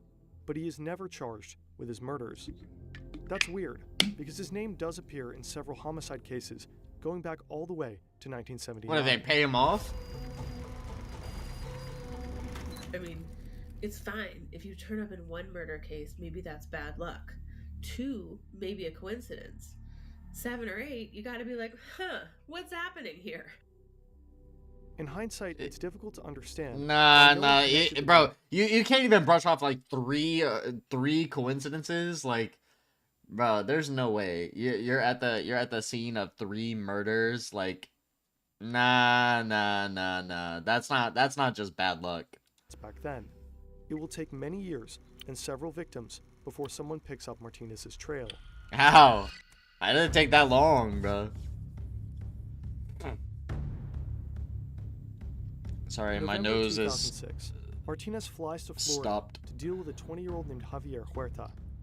Javier is accused of stealing 10 kilograms of cocaine worth around $170,000. Martinez keeps a close eye on Huerta for a few days, and then he decides to strike. I called Javier Huerta. They told me that you're a Missouri worker, and I want you to come so you can give me an estimate price on my house.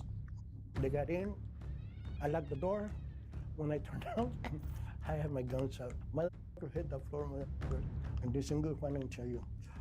You stole 10 kilos from cocaine from me. If you don't get my money in 30 minutes, I'm gonna call my friend that is outside your house, and he's gonna shoot your family. Yo! Martinez gets the money. $150,000 are buried in Huerta's garden. He shoots Huerta and his colleague 4 times each.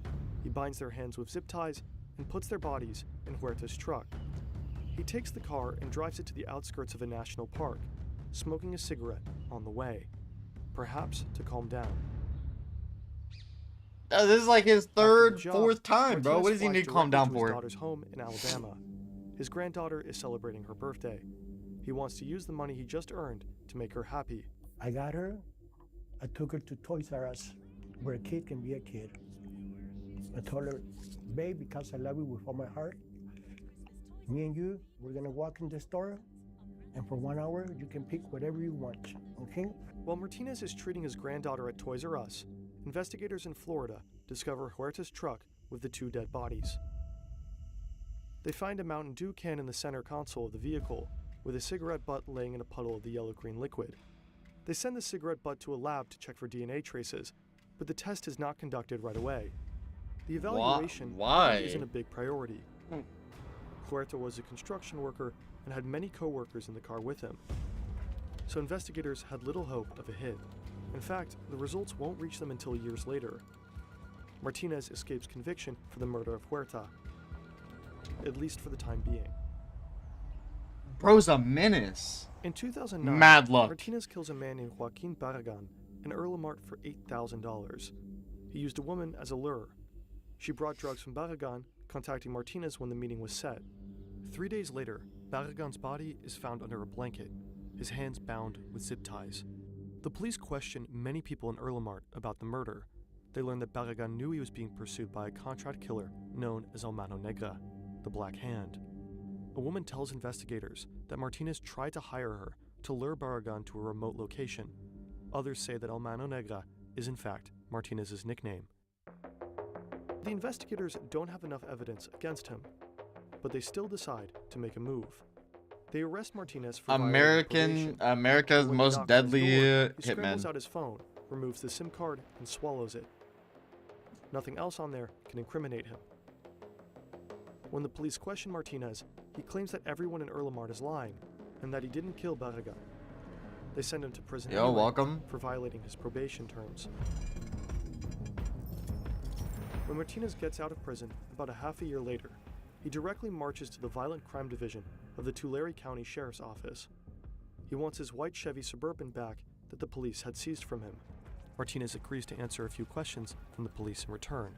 He hints that he is a collector for a Mexican drug cartel from Guadalajara, and he also claims to know that Barragan was murdered, not due to debts, but because he was a rat. The investigators are suspicious. They suggest a lie detector test.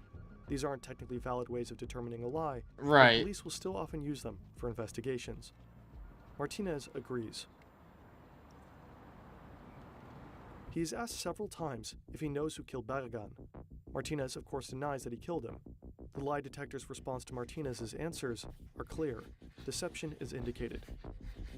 Still, the investigators' hands are tied. Without clear evidence of a confession, they can't pin Martinez down. In the end, the Black Hand once again slips from their grasp. Yo, bro, what? The cigarette butt is still in the lab. The police in Florida have other cases to handle, and they forgot about those bodies in that trunk. What? It looks like Martinez can just keep going on forever. But then something happens in Alabama.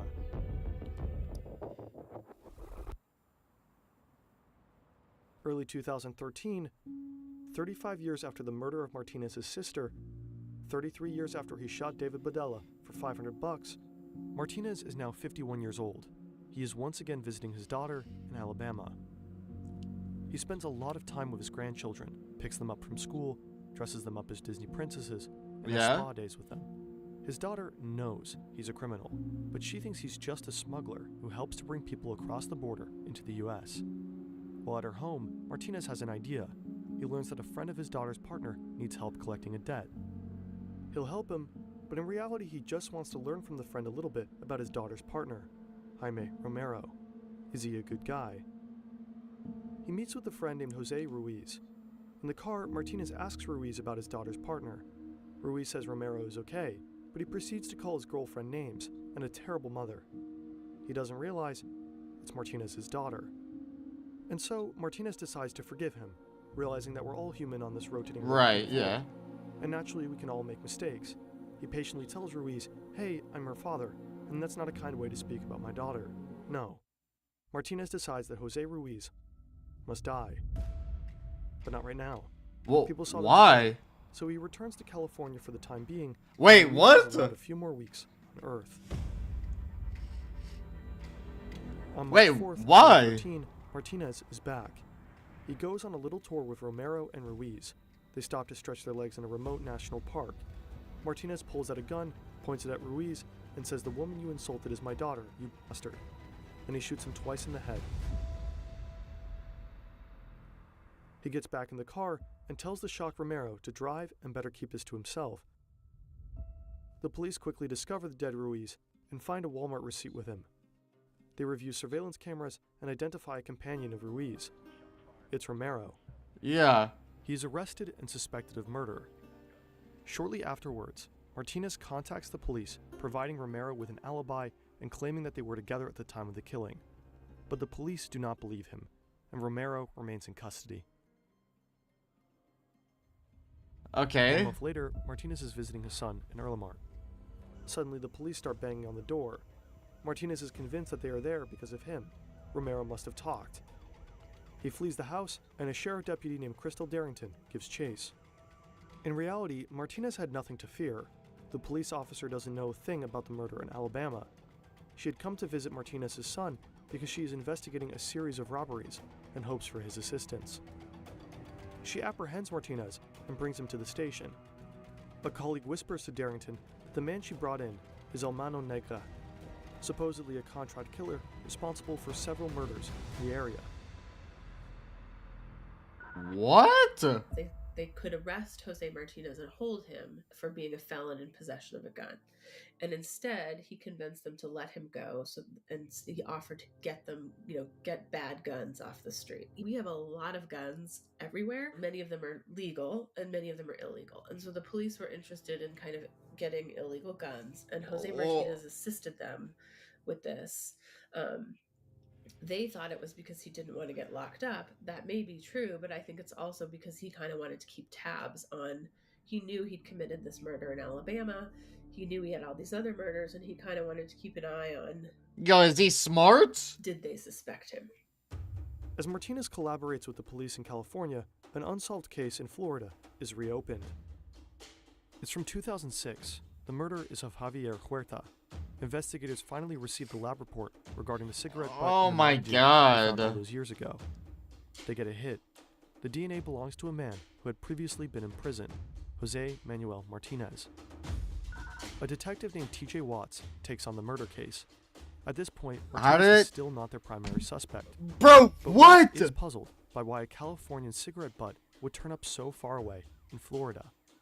He contacts an investigator in California who tells him Martinez's story, that they know him, that he's been helping them collect illegal weapons, and that he's involved in several murder investigations, but that they can't prove anything against him. But then the investigator in California tells Watts a small but crucial detail. Many of the murders involve the use of zip ties. Watts is intrigued. He also has a few unsolved murders on his desk where zip ties were used. He has a strong suspicion that Martinez might be the person he's looking for. He doesn't seem as a useful informant like the colleagues in California do. Yeah. Watts believes Martinez might just be a killer. He marks him as person of interest. Meanwhile, Jaime Romero is still locked up in an Alabama prison, facing accusations for the murder of his friend, Jose Ruiz. He is terrified of his father-in-law. He witnessed his cold-bloodedness firsthand. Right. But he can't go to prison. He has a daughter and a life at home. So he calls for the man in charge, Detective McWhorter, and talks. On May 17th, investigators finally issue an arrest warrant for Martinez on murder charges. When he returns back to the U.S. from a trip to Mexico, should have killed them both, man. In Arizona. He learns that there's a warrant out for him for murder. His only question is where the warrant came from.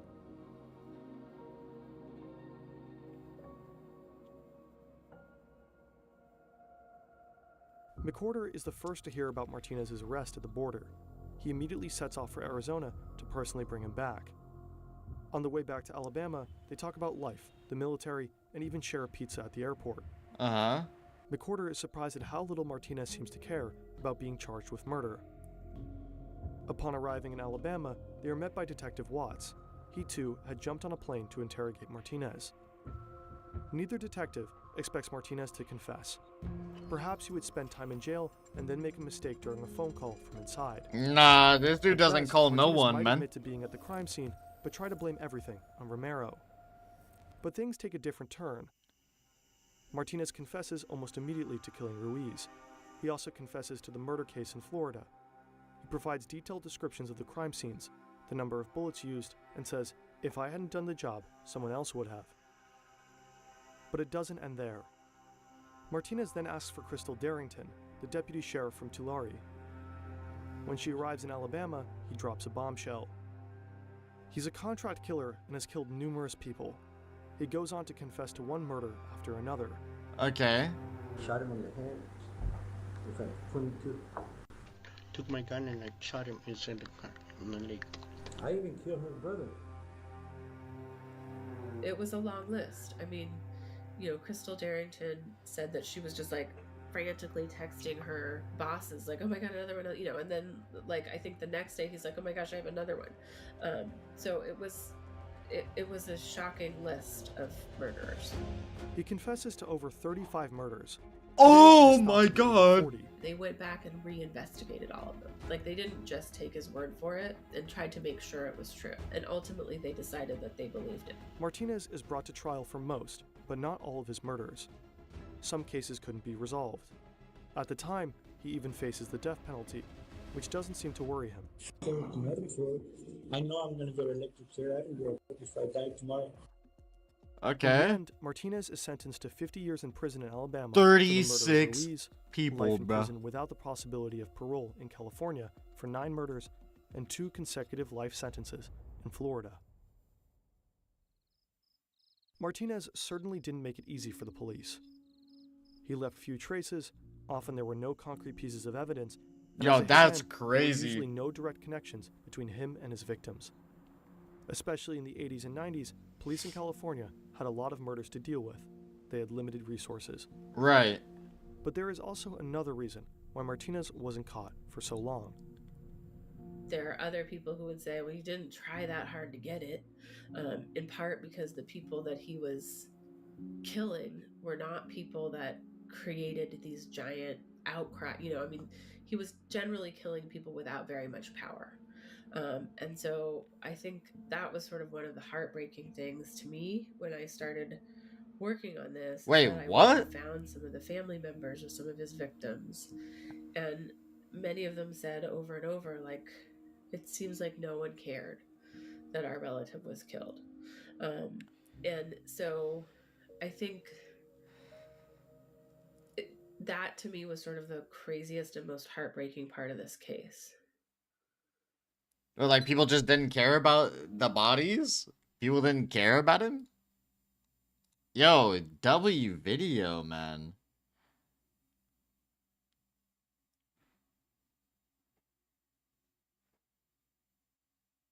Yeah, Mike, bro. Mike. Mike's a W, dude.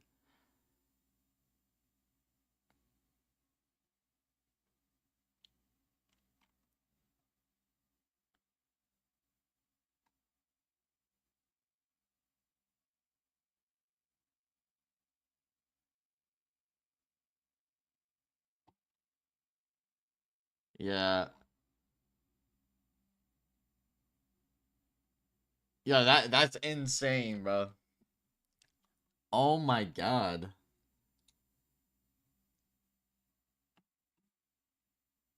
Yo. Yo.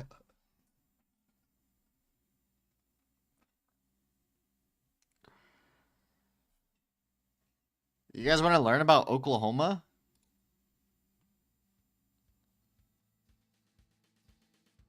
Howdy doody, everybody. Nope. I don't want to learn about Oklahoma anymore.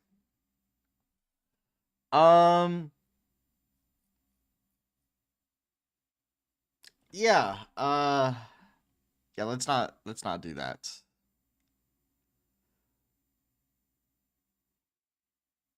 Bro, I want to watch it so bad. I want to watch it so bad, man. Do we watch it?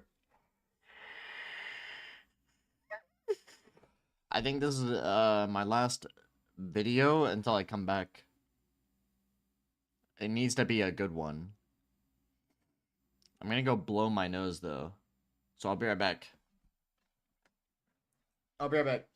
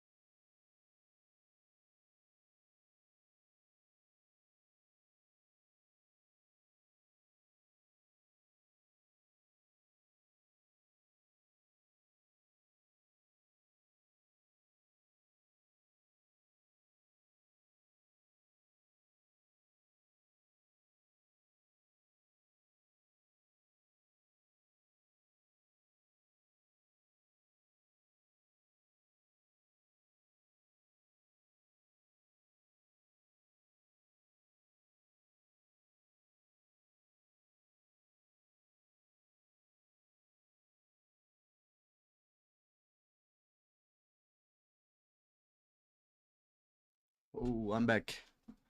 I'm back. Alright, let us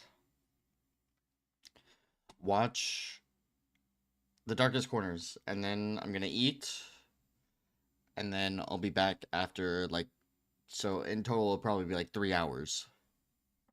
It'll have to be a short day today as well, but not like yesterday. Okay? Alright, the internet's Darkest Corners 5. Let's get to it.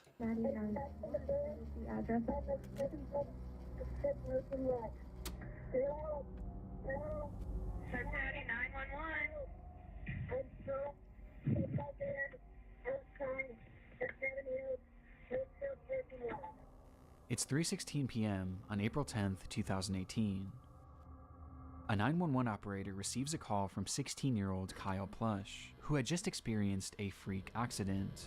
In the minutes prior to this call, Kyle had just arrived at the Seven Hills School in Cincinnati, Ohio for a tennis match.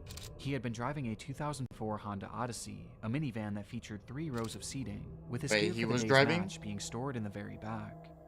In order to retrieve it, Kyle climbed to the back of the vehicle and reached over the 3rd row seating, extending his body as far as it could go in order to grab his equipment, when suddenly, the seat's folding mechanism was engaged, causing it to collapse into its storage position, taking Kyle with it. In an instant, he was pinned and completely unable to move, as he was now trapped in the car upside down, not even being able to move his arms and hands enough to grab his cell phone. Though luckily, his phone had Siri, which he would call out to call the police. Hello? Hello? Hello? Where are you? Hello? Where are you? I can't hear you. While on the phone, Kyle couldn't hear anything given how far away he was from the device, but Right. he stated as clearly as he could that he was in dire need of help. Due to the position he was stuck in, he was already struggling to breathe, and he knew he was likely not going to survive much longer, which he made very clear to the operator. How does that happen, though? I'm in desperate need of help. Hello? I'm gonna die here. Less than 1 minute later, the call would cut out. In the His recording, phone Kyle died? clearly portrayed to the operator where he was, that he couldn't hear her, and that his life was in danger, which prompted her to immediately send a patrol car over to the school in search of him, though inexplicably, she never told the officers that Kyle believed he was going to die. Why?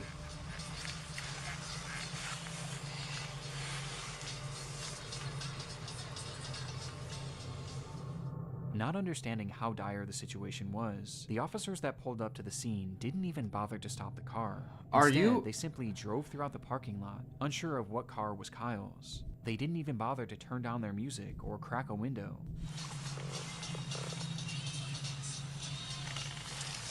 Seemingly being more interested in the types of cars that other students were driving. Yeah, we hit that a couple weeks ago.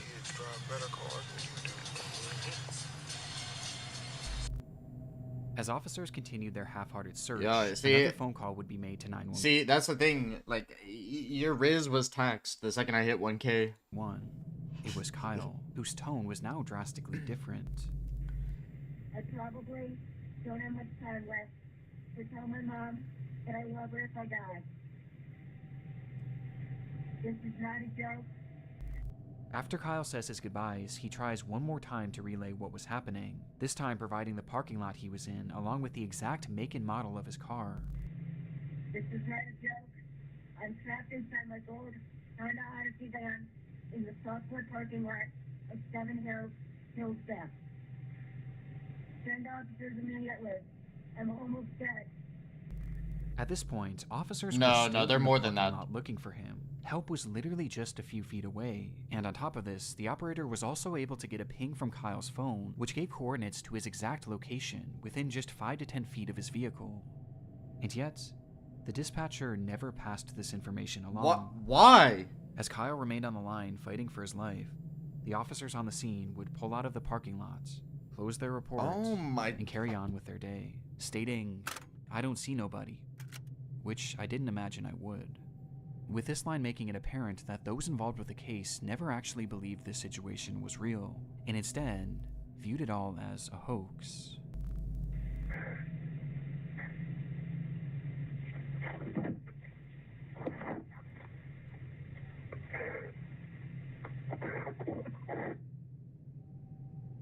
Just minutes later, Kyle would go quiet, and the phone would disconnect. Oh my for a final god. time.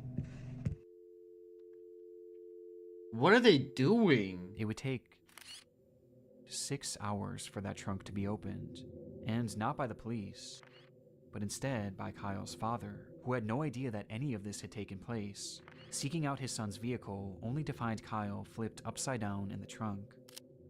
He had been dead for hours. Oh my god. Despite the circumstances, Kyle did everything right. He remained calm, he was respectful, and he described exactly where he was and what his car looked like. And yet, the police never really bothered to take his case seriously, instead believing that this was all just a prank. And had the dispatcher simply relayed how serious the situation was, and had these officers just gotten out of their car to look more thoroughly, Kyle Plush most likely would have survived. As a result of the mishandling of Kyle's case, his parents, Jill and Ron, were awarded a $6 million settlement with the city of Cincinnati. That's not even enough. More importantly for the couple, they vowed to do their part to assure that mishandled 911 calls of this nature never happen again, as they've gone on to consult with various emergency call centers to tell Kyle's story, somehow taking this horrible accident and selflessly turning it into something positive for the rest of society.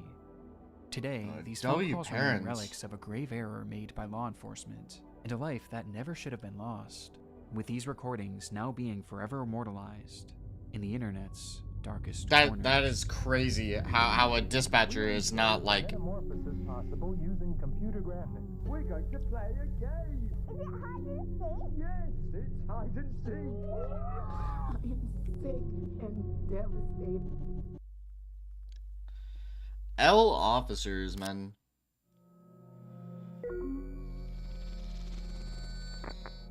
It's April 4th, 2020. A man living in Baltimore, Maryland goes live on his Facebook page announcing that tonight would be another one of his famous game nights. At this time, the COVID lockdown was in place all across the United States, and practically everyone was so this cooped was up relatively indoors, with recent, little huh? opportunity for real socialization. But for 24-year-old Ernest Wilson and his friends, this didn't stop them from having a good time. Ernest often hosted parties featuring childhood games like Monopoly and Uno, adding in his adult flair by turning them into drinking games, with one game in particular being top of mind that night: hide and seek. The evening began with Ernest inviting his Facebook friends to the function, letting them know that this time the game night would be held at an Airbnb rather than in his home, though he never gave out the address, as this was a closed invitation event, which he made very clear on his page. Please don't show up with nobody I didn't personally invite if we didn't discuss it first. They're going to get left outside. Ernest took this so seriously that at one point he even called out one of his viewers, stating outright that they were not allowed to show up under any circumstances. You're not invited. You're not pulling up on me. The person who just joined. If you're still watching, you're not invited. Because you don't fucking listen, and I'm gonna bang you in your mouth next time. However, it was never revealed who exactly this person was, or why Ernest expressed such hostility towards them. From there, Ernest would start and stop his live stream a few different times, showing the progression of the party, which ended up with a decent turnout.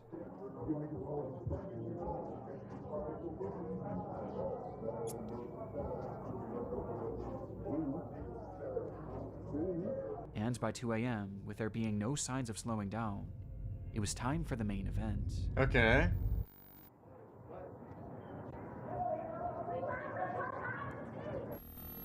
About to play hide and seek. This was the caption for Ernest's final live stream of the night, which shows his group of friends preparing to play the game, turning off all the lights in the house before Ernest himself steps outside, Welcome back. assuming the role of the seeker, beginning his countdown as the camera keeps rolling. 1, 2, 3, 4, 5, 6, 7, 8, 9, 10, 11, 12, 13. I can hear y'all. 14, 15. I can see y'all 16, 26, 27, 28, 29, 30, because I'm tired of fucking counting. Uh-huh. Ready or not, here I come. After a long 30 seconds, it was time to find his friends, with Ernest starting his search inside the home. Ain't nobody in this bathroom. I didn't think about it. Fuck. Oh, alright. His ass.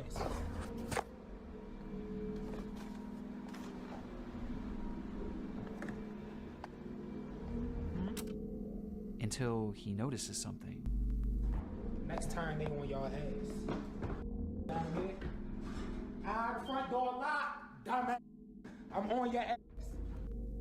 According to Ernest, someone was trying to get in through the front door, unaware that he had just locked it. And assuming that this was one of the people he was looking for, he took off to the backyard, believing that's where he would find them.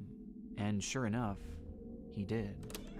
1, 2, 3. Who the f is that, G? I don't know. Get your dumb ass on the other side of this gate. Who the fuck? Ernest flips the camera around, revealing a man hopping over a gate to the backyard. He had no idea who this person was, but he seemed to assume that they were likely just trying to get into the party, not really taking it too seriously, hence his joking attitude. Though his attitude would soon shift drastically. Dumbass nigga. This can't be one of my friends. Up on the ground. Hey, Pod! Pull that shit up! What? In this moment, Ernest's live stream cuts off, and he would never go live again. Why? According to those at the party, this unknown man hopped the fence and brandished a gun, stating that he was there to rob the place, being followed by one other person whom the group also failed to recognize. Ernest tried his best to run, but was eventually caught in the house, where after a few minutes, and for reasons unknown, the man seen hopping the fence fired his weapon, striking Ernest twice and ending his life. Was it the killers quickly fled the scene without harming anyone else, or seemingly without even taking anything. The footage is highly disturbing, knowing that we're witnessing the final moments of a man who was just having some fun with his friends. But what makes this so much darker is that we have no idea who this person is, or why they did what they did. Even after 4.5 years, did they get caught? Ernest Wilson's killers have yet to be identified. Oh my... Bro. Ow. Detectives working on the case have theorized that this was likely a robbery gone wrong, potentially spurred on by Ernest's posting habits, as to put it bluntly, he was a drug dealer, as on his Facebook page he often showed off huge amounts of his product, including during a live stream he did on the very day of this party. And also on the same day, Ernest had made a post about how much cash he had on him, essentially putting a target on his back. Online, some have theorized that this botched robbery may have been committed by the person that entered Ernest's live stream earlier that night, which caused him to have that intense reaction. You're not invited. You're not pulling up on me because you don't fucking listen, and I'm gonna bang you in your mouth next time. Though to my knowledge, this person has never actually been tracked down. But by far the most common sentiment online was that Ernest's friends were involved to some capacity, as none of them were injured and none of their possessions were taken, making it clear that at the very least, this crime was targeted at the host. Right. And on top of this, remember, Ernest never shared the address for that Airbnb, at least not publicly. And yet, these people just so happened to show up to the home at the exact moments that Ernest was by himself in the dark. And perhaps most chillingly, as the robbery is unfolding, you can hear one of Ernest's friends chuckling in the background. This can't be one of my friends. Up on the ground. Though as concerning as this is, it's sadly far from conclusive, and to this day, it appears that Ernest's case is slowly being lost to time, leaving us for now with only questions. And one of the more disturbing live streams I've ever seen. Well, yeah. It just happened on Facebook Live, bro. That alone is disturbing. And now these messages. Before we dive into our next case, I want to first bring today's evidence on the previous case and several others discussed throughout the series. Live streams are often a hotbed for disturbing moments online. Right. And when researching Ernest's final stream, I came across yet another example of just how dark things can get when the cameras go live. It happened on January 22nd, 2017, when a 14-year-old girl named Naika Vinent went on Facebook Live with a caption. What? In the No. stream, Naika discussed how difficult life had been. Throughout the years, she had been placed in and out of countless foster homes, where her treatment ranged from poor to straight up abusive, with this constant mistreatment leading her to just want it to be over already. And based on the title of the stream, it was clear what her intentions were going to be. As the livestream progressed, hundreds of people flooded into the video to see what exactly was going on, as word quickly spread that something horrible was about to happen, though you wouldn't know it by looking at the chat. According to many watching, those in the comments had no sympathy for the girl, as many actually mocked her, calling her names, and even commented laughing emojis, as she desperately tried to open up, with those same commenters viewing this not as a cry for help, It's but as a Facebook. cry for attention, outright pushing her to carry on with these intentions. And tragically, people are- she did, all while the camera remained rolling. However, even after she followed through with this, the behavior of her chats didn't stop. Whether they assumed it was fake or just didn't care either way, the hateful barrage of insults actually got even more vile once she had obviously passed away. And this went past just words, as people who knew her actually began making parody videos of the girl, replicating the position she was dead in, all while her livestream continued running. It would take over an hour before police would finally be called and retrieve her body, with the stream Bro, being what's shut down wrong by with Facebook people, shortly man? before. It was an awful situation all around, but what I found most saddening about this was her final reason for doing what she did, as she stated simply that she just wanted to be with her real mother, who she loved so dearly. And this was something that seemed to be the plan all along, as her mother, Gina Alexis, claimed that she too desperately wanted to be reunited with her daughter. And following her daughter's highly publicized death, Gina actually came forward at a news conference to discuss the tragedy. Her biological mother broke down while speaking about her daughter's death. She Yo, dreamed bro. of one day being reunited permanently. I have trusted Florida foster care people to care for my baby. Where she blamed the entire foster care system for everything that had happened, believing that they didn't do a good enough job of keeping her daughter safe, and they failed to try and reunite her with Naika. Because of the obvious emotion involved and the overall shocking nature of this case, the news report would quickly go viral, leading Well, to of widespread support course. for the grieving mother. Bro, what's However, wrong this with the also people on caused some people to Facebook, look a man? bit deeper into what exactly led up to this live stream, for which one piece of information was brought to light that somehow made this case even more upsetting. On the day that Naika's life came to an end, it was revealed that her mother was actually in the stream watching before and after it happened, seeing her own daughter having this mental breakdown, as well as seeing all those people in the chat mocking her, which made people feel even more sorry for Gina as her plight was unimaginable. Though this wasn't the only revelation to come forward, as it was soon No. realized by the investigators looking into Naika's case that Gina had not only witnessed all of these people laughing at her daughter and egging her into ending her life, but she had also joined them as well. No. Hashtag What? ADHD games played, you sad little DCF custody. That's why you are where you're at. For this dumb shit and more, you keep crying wolf.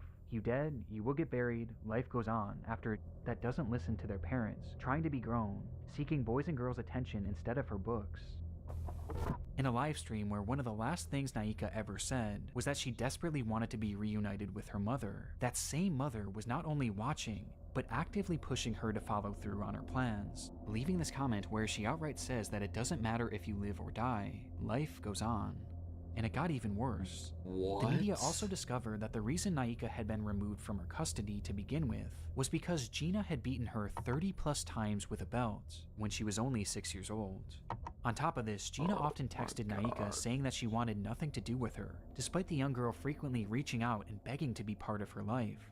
Eventually, Gina would tell Naika's caseworker that the girl is y'all's problem, I'm done with the games, before sending Naika middle finger emojis when all she did was ask to see her brother. Are And this you is all amongst other serious? things that are far more horrendous. Yo, that I really don't L get mom. into. And yet, after Naika's death, Gina had the audacity to go on television in an attempt to garner sympathy for a death that she clearly contributed to, saying that all she wanted was to be the girl's mother, despite rejecting her at Oh every my turn. God. And honestly, this is where I thought this entire story would come to an end, until I noticed something strange when I was editing this video. Naika's Facebook page is still active.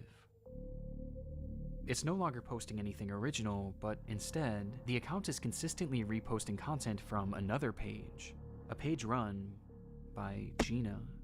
After Naika's death, Gina Using- seemingly seized control of the young girl's Facebook account, where she now posts her own content, which includes her attempting to defend the fact that she gave up on Naika. Tell me what mother would accept a 13 going on 14-year-old in and out of detention centers, going to jail or getting arrested while in foster care? As well as her responding to those who blamed her for her daughter's death. People be like, you heard the rumors going around about you? And I did. But they forgot to tell you one thing. That I don't give a fuck. Huh? What's my name? My first name is Very Much. My last name is Unbothered. And even some posts where she's promoting her podcast. Yeah, that's As it seems that disgusting. after all this, Gina's actually trying to carve out some sort of career as an influencer, as she posts Nah, videos that's garnering sympathy disgusting. for the loss of her daughter, along with giving out parenting advice. Like, there's so much stuff that parents need to do. Oh, for their hell child nah. That they're not motherfucking doing. They're not paying attention because they're taking the easy way out. With all this making it even more obvious that Gina has little to no remorse for what she did. Oh, hell nah. That's disgusting, dude. On the 11th of June 2009, a young man named Eugene Lata took to an urban exploration forum and wrote in broken English, "Hello, I'd like to tell you about Odessa catacombs. Odessa is not far from the capital of Ukraine, Kiev. Under I wanna Odessa go to a exists catacomb. The biggest catacombs in the world. Their total length is more than 2,500 kilometers, so these catacombs are much bigger than the Paris catacombs. During World War II, a lot of citizens were hiding in the catacombs. A lot of them used to live there for a year and more, so even today it is possible to find weapons, equipment, and even dead bodies. Every year a lot of explorers get lost and even die there." No, I want to go to a This post catacomb. was accompanied by a series of photographs from the underground labyrinth, which stretched over 1,500 miles, its Oh my paths God. winding aimlessly deep below the surface of the Earth. The structure was mainly the result of limestone mining many years ago, though despite this, it was never properly mapped, and was, conversely, not often explored, essentially being a pitch I want to black go. maze Let to me nowhere. correct this, okay? I want to go to an explored and mapped catacomb. How about that? How about that? Yeah. I don't want to explore and map my own catacomb. No, no, no, no, no. I want to go to something that's already been done. Given that the No, area no, was no, known no. back in 2009, the post was met with amazement. Fellow urban explorers applauded the location and the photographs that Lata had taken, wanting to see even more. And since he was a native of the area, Lata delivered. Thanks to all. If you want, I can add more photos. As I said earlier, a lot of people get lost and even die under Odessa. Maybe this photo will shock you. It's the dead body of a 19-year-old girl who had gotten lost in the maze. Why are you Not uploading that? censored here, the image shows 3 young boys staring blankly at the camera as they stand behind a badly decomposed body. Understandably, this image caused a lot of intrigue on the forum as other users began to press for more information, and sure enough, it was a story that Lata knew well. 3, 2, 1. Happy New Year, everybody! Happy It was New Year's Eve, 2005. final day of 2004, when a group of teenagers made their way down into the catacombs to begin their celebration. This wasn't super uncommon at the time, as many of the entrances to this labyrinth were very easily accessible. This one in particular just so happened to be located directly next to the public school, School 56, and had just been left wide open, making it the perfect place for friends to sneak a few drinks. Okay. As the group began to grow more intoxicated, one of the girls wandered off in search of a place to relieve herself. However, she apparently took one too many turns and soon found herself completely alone. She cried out, but the tunnels were just too complicated. Breadcrumbs. Each step she took led her more and more into obscurity. Her friends tried to find her, or maybe they didn't, we really don't know. But in their drunken state, they left the tunnels without their friend, and never went back to find her. What? If she did have a flashlight, it wouldn't have lasted long, and for days she likely wandered deliriously through that pitch-black maze. Until, after what was likely at least 3 awful days, she passed away, with her body being found approximately 3 miles away from the nearest exit. And looking at one of the only attempted maps of this tunnel system, she never stood a chance. No, my God. Perhaps it was dehydration or hypothermia that killed her. But according to some, based on the photo, the corpse appears to have its skull caved in, implying that in a desperate attempt to end her anguish, she may have bashed her head against the wall until she passed away. Her name was Masha, and she was only 19 years old. Oh, what a terrible way. 3 long months later, in April of 2005, Lata and his group would stumble across the Oh, body God. and were reporting their findings to the police. Though law enforcement refused to even try and venture down there in order to retrieve her, as they knew just how dangerous and unmapped this environment was.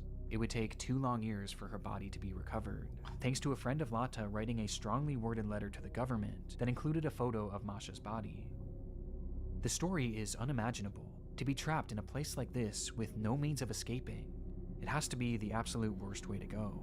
And because of the gruesome nature of this story and the photograph, it spread all throughout the online world, where it became a legendary internet mystery, as even with the added context, many were still left with pressing questions. Were Masha's friends involved in some way with her death? Had they abandoned her there on purpose? And did Lata know why, more than though? he claimed? But as it turns out, there was one far more pressing question that needed to be answered. In 2015, a full decade after this photo was taken, a journalist named Mike Pearl had picked up the case with the hopes of writing a Halloween article for Vice. And in his research, he made a rather unusual discovery, as according to him, Masha seemingly didn't exist. No. Pearl was never able to find any verifiable proof that a girl named Masha had ever gone missing in that area. He was also not able to find any death records of anyone by that name either, or even any reports of a body being pulled from the catacombs during this time frame. Something just wasn't adding up, and it got stranger from here. Sometime after the photograph began making its rounds, one of the most prominent explorers of the Odessa catacombs put out a statement on his own website in regards to Masha, which read, "Besides the original photographer, there isn't one person, civilian or law enforcement, that can confirm the story. We believe it is just a practical joke and the corpse is fake." Following this revelation, Pearl was able to track down Lata, who was unable to recount where the body was roughly seen, or even how to get in touch with the other people shown in this photo, none of whom had ever come forward to back his testimony, which makes the credibility of Lata and his story of Masha Non-existent. incredibly shaky at best. Non-existent. However, this is where the crux of the mystery stands today. When looking at these photos, one thing is apparent to me and essentially everyone else who has seen them.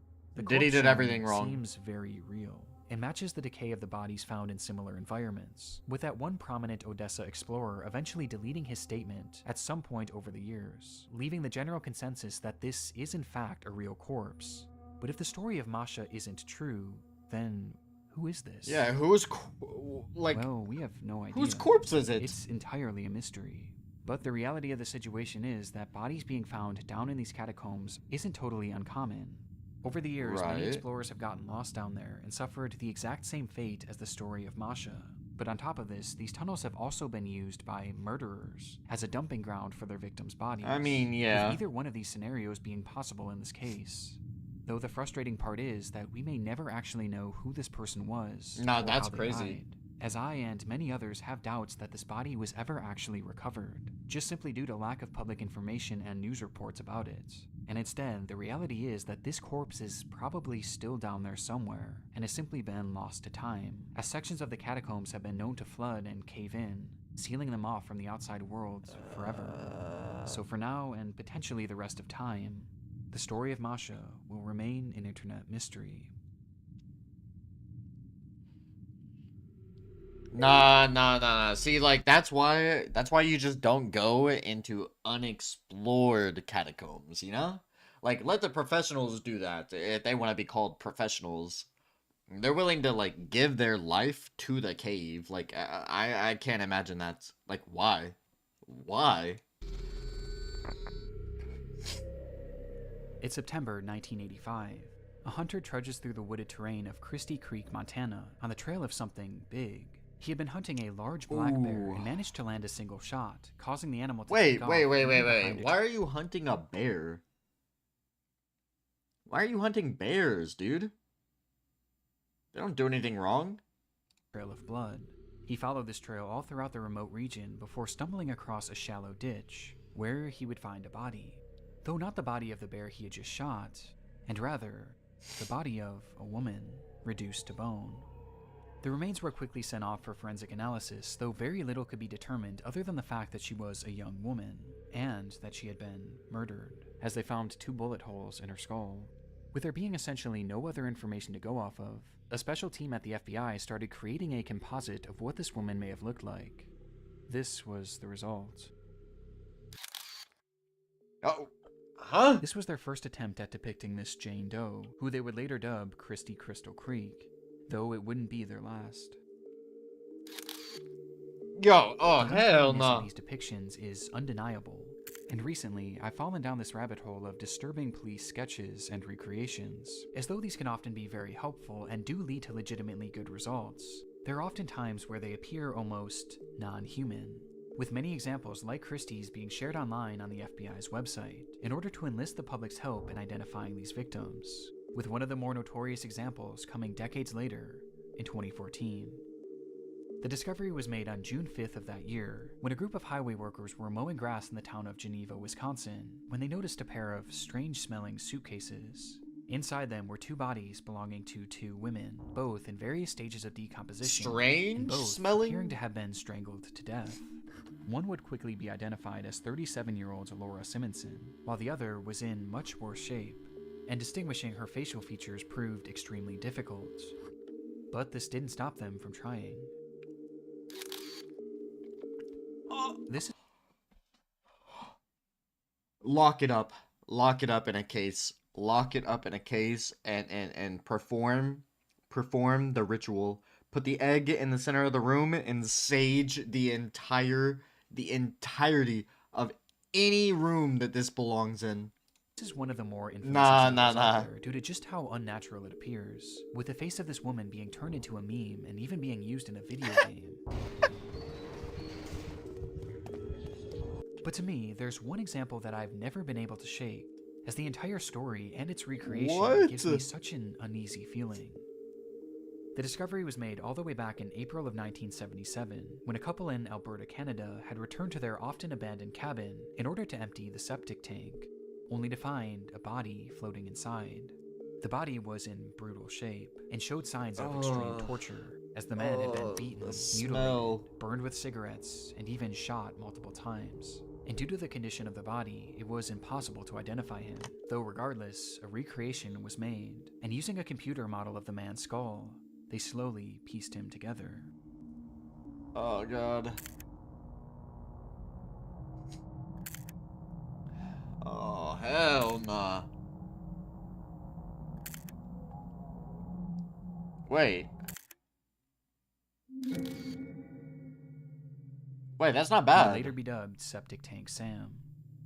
There's something so depressing about these composites, as these are real people with real stories and real names, that have been reduced to these horrifying images and tacky nicknames. But there's another side of these police sketches too, as when dealing with victims it's obviously incredibly sad, but when dealing with suspects, these off-putting identities can be outright horrifying.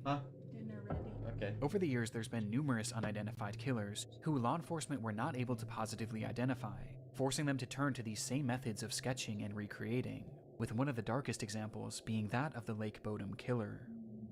It was June 5th, 1960. 4 Finnish teenagers were on a camping trip to Lake Bodom, sleeping peacefully in their tent on the lakeshore, when suddenly they were attacked. It happened in an instant, as a man wielding a knife began stabbing through the tent, eventually bludgeoning the group with an unidentified blunt object. That night, Like a- 3 of like the a teens stump? were killed, while one managed to survive Large with substantial branch? injuries. When asked about what he had seen that night, the lone survivor claimed that the man who attacked them wore all black and had large red eyes. Based on his accounts and other potential sightings, a sketch of what this man may have looked like was made, and the results were unusual at best. Oh. With this man going on to garner the appropriate nickname of Bug Eyes McLip due to just how unnatural his facial features appear, especially his eyes. In fact, there's something unnatural about all of these recreations, which begs the question, did any of them actually work? Well, surprisingly, out of these Bug 4 eyes. people, 3 have been identified. Wait, Christy wait, Crystal for Creek real? would go on to be identified as Janet Lee Lucas, a 23-year-old who would be the last identified victim of serial killer Wayne Nance, with this identification being the result of improved forensic genealogy. The second and most notorious example would go on to be identified as Jenny Gomez, who had been strangled by Steven Zilich, a man. Hello? Those do not look anything like their dubbed counterpart. The Wisconsin suitcase murderer. And despite this recreation appearing to look nothing like Jenny, it was actually the sole reason that she was identified, as one of her family members ended up recognizing these overpronounced cheekbones and matching them to Jenny. And then there was Septic Tank Sam, who was revealed to be Gordon Edwin Sanderson, thanks again to genetic genealogy, as a sample of his sister's DNA was eventually used to prove that this was in fact him, though it's still unknown who killed him or why. Which leaves just this final person, Oh, the killer guys. of at least 3 people. He Yo. unfortunately has never been identified, and this isn't too He surprising, roams as the free. features of this person just seem impossible. He just looks far too strange to be real, right? Well, even though he hasn't been positively ID'd, it Yo. doesn't mean that he hasn't been potentially photographed. Shortly after the teens were murdered, a funeral was held in their remembrance, for which a large crowd of locals were in attendance, with this photo of the crowd being snapped. And standing there in the center of it all was a man whose features looked impossible. This man would never be photographed again, and his connection to the case has never been officially confirmed, leaving these murders unsolved to this very day.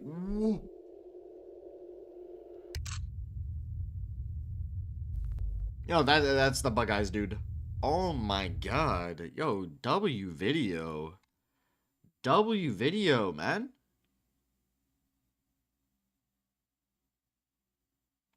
Yeah, that first one was sad, dude. The kid.